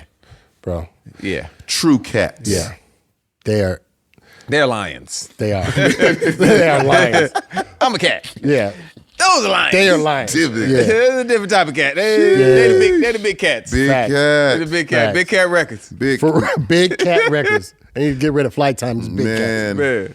All right, Yeah. let's make your Voltron, brother. Yes, sir. You're a perfect super R&B artist where you can get the vocal, the performance style, styling, the passion of the artist, who's producing and writing for this artist, and who's going to shoot the cover. Here we go. Here we Okay. go. The vocal, Michael Jackson. performance style. James Brown. Jesus. Yeah, you gotta let James. Without James, everybody else in the none of this range matters. is wiped off. None of this Yeah. matters. Yeah. Styling. Janet Janet. Jackson. The reason I say Fly Janet, as hell. fly, Super fly. super fly. She's every era of Janet. We have a style that is attached to that era. Attached to it. Yeah. Yes. And to me, that's what a lot of artists don't have anymore. Yeah. We can. The red hair is velvet rope. Yeah. The black and white is Yeah. 1814. Beyonce has kept that going. There you go. She's kept that going. Yeah, she has. She has. Talk about it. But I got to go with Janet. Yeah, So I love I got to that. go with Janet on the styling. I like the explanation too. Yeah. Yeah. Get your attention to detail. Hey man, The passion of the artist. Chris Brown. To do what he's done as long as he's done it, and go as hard as he does, You can't tell me he's not passionate about what he does. I don't either. Yeah. It's amazing to watch. Less passionate people would have folded. No question. There's no question. Folding of Christopher Brown. That give me Maurice his passionate ain't letting up. Maurice at all. He got Maurice the ain't blackest, letting up. he got the blackest name. That's how He you sure know. does. That's how you know what he is. That's how you know. Christopher You don't get it Maurice. confused. Brown. Don't let me call Maurice. Yeah. Mo Brown. Hey, Mo Brown. Mo Brown come Let through me this. get Mo Brown. Hey, Mo Brown come through this. And you're a motherfucking problem. Yeah, it's like Period. a nigga used to bootleg liquor. He got that from Mo Brown. Mo Brown standing right outside the liquor store. Come on, give me $5, nigga. Come on. Come on, nephew. nephew. I know you got it. I know you got it. I know you got it. Come on. Come on, nephew. I know you got a couple dollars on you. Come on. Let me get a shot, nephew. Get a shot, nephew. Come on now. Come like on now. nephew. Come on now. You know Mo Brown. You know Mo Brown. Mo Brown need it. Huh? Nigga. That passion is That different. Yeah. I got to go Okay. with Chris, man. Who's writing and producing for this artist? Babyface. Yeah. Because he's going to figure it out. Absolutely, he's gonna figure it out. Yeah, he's going to figure it out. You got to let him do what he does. I would say all of us work with him, but yes, Yeah, Babyface. Thank you. He'll I'd let love us to in be the in that studio. room. I'll not be in that room, If too. he'll let us in the But studio, yes, I'll show up. But Babyface is writing it. I'm shooting it. Yeah, I'm shooting that cover. I'm shooting that cover. I'm shooting. Let's go. I'm cool. Yeah, my name is on that bad boy. And Yes, you sir. ain't gonna let Jonathan Mannion do it? Absolutely No? not. Okay, Absolutely. all right. Absolutely not. We love you, John. Yeah, sorry. It's not not Tony's happening. gonna do it. Tony's gonna do it. Okay. What you got, champ? Uh-oh. Oh, I like that note. Yeah, I like it too. I ain't saying no names. Hey. I ain't saying no names. I ain't saying no names. I ain't saying no names. We was who you was with, what you did. Don't say shit.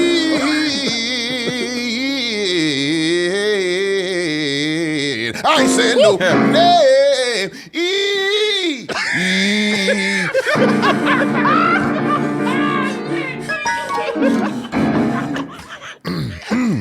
He been partying. Tequila. Tequila. Oh, my God. Don't edit that. Keep that in. Oh, Ruben. Oh, you that's have to, good. Oh. Ruben, you gotta make that. We got to make that cut, a a Oh, my clip. God. Oh, my man. God. Look. Clip that. Oh, my gosh. Oh, this is great. Oh, Keep it. So I'm weak. we got here, man. Okay. We got to this point, man. Very important part of the show Okay. where you tell us a story, Okay. funny or fucked up, Uh-huh. or funny and fucked up. Okay. But the only rule to the game is you can't say no names. Okay. All right. So I was in the studio this particular day, and this particular person came to the studio and brought a crew of some other celebrities with him to the studio. And the goal was to show how great they were in the studio, this particular person. And so he decides, you know what, let's go out to eat. So he pulls out all the stops for all of us to go out to eat.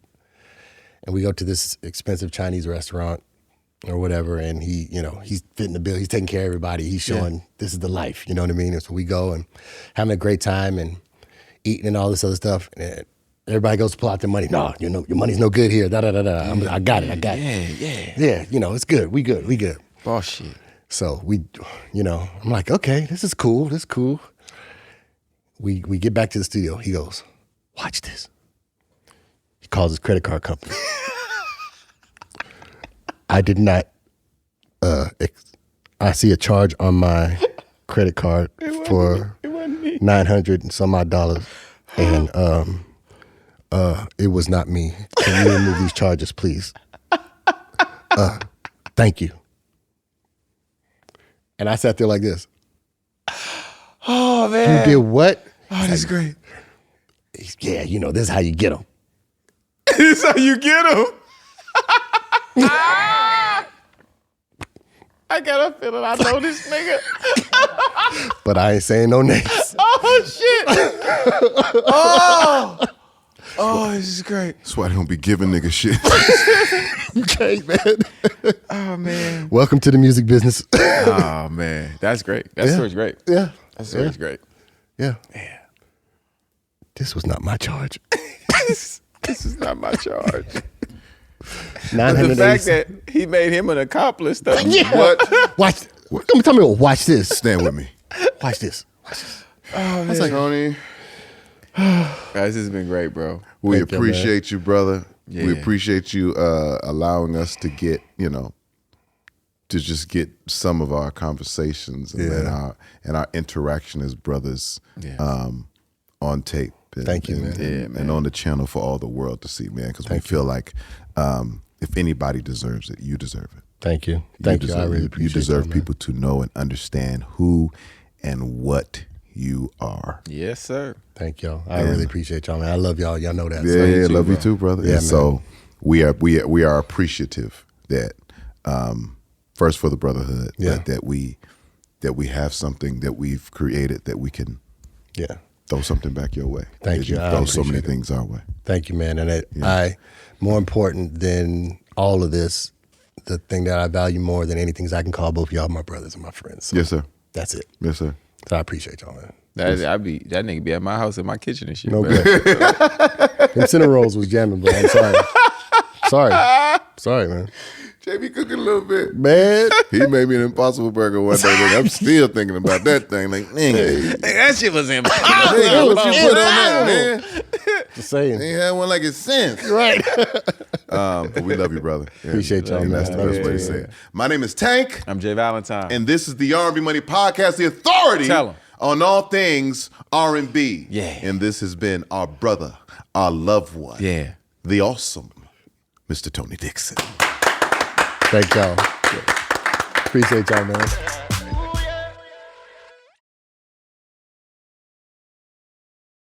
There are rules I gotta be in. Yeah. Know you like and I got like that shit. Control. Yeah. I know all of your spots. I'm in control. Take this ride. Lose your mind when I'm inside. Control. You know when I'm in. Control. You know when I'm in. Tighten up, tighten up. You know when I come through, I'ma light it up, light it up. It be plenty.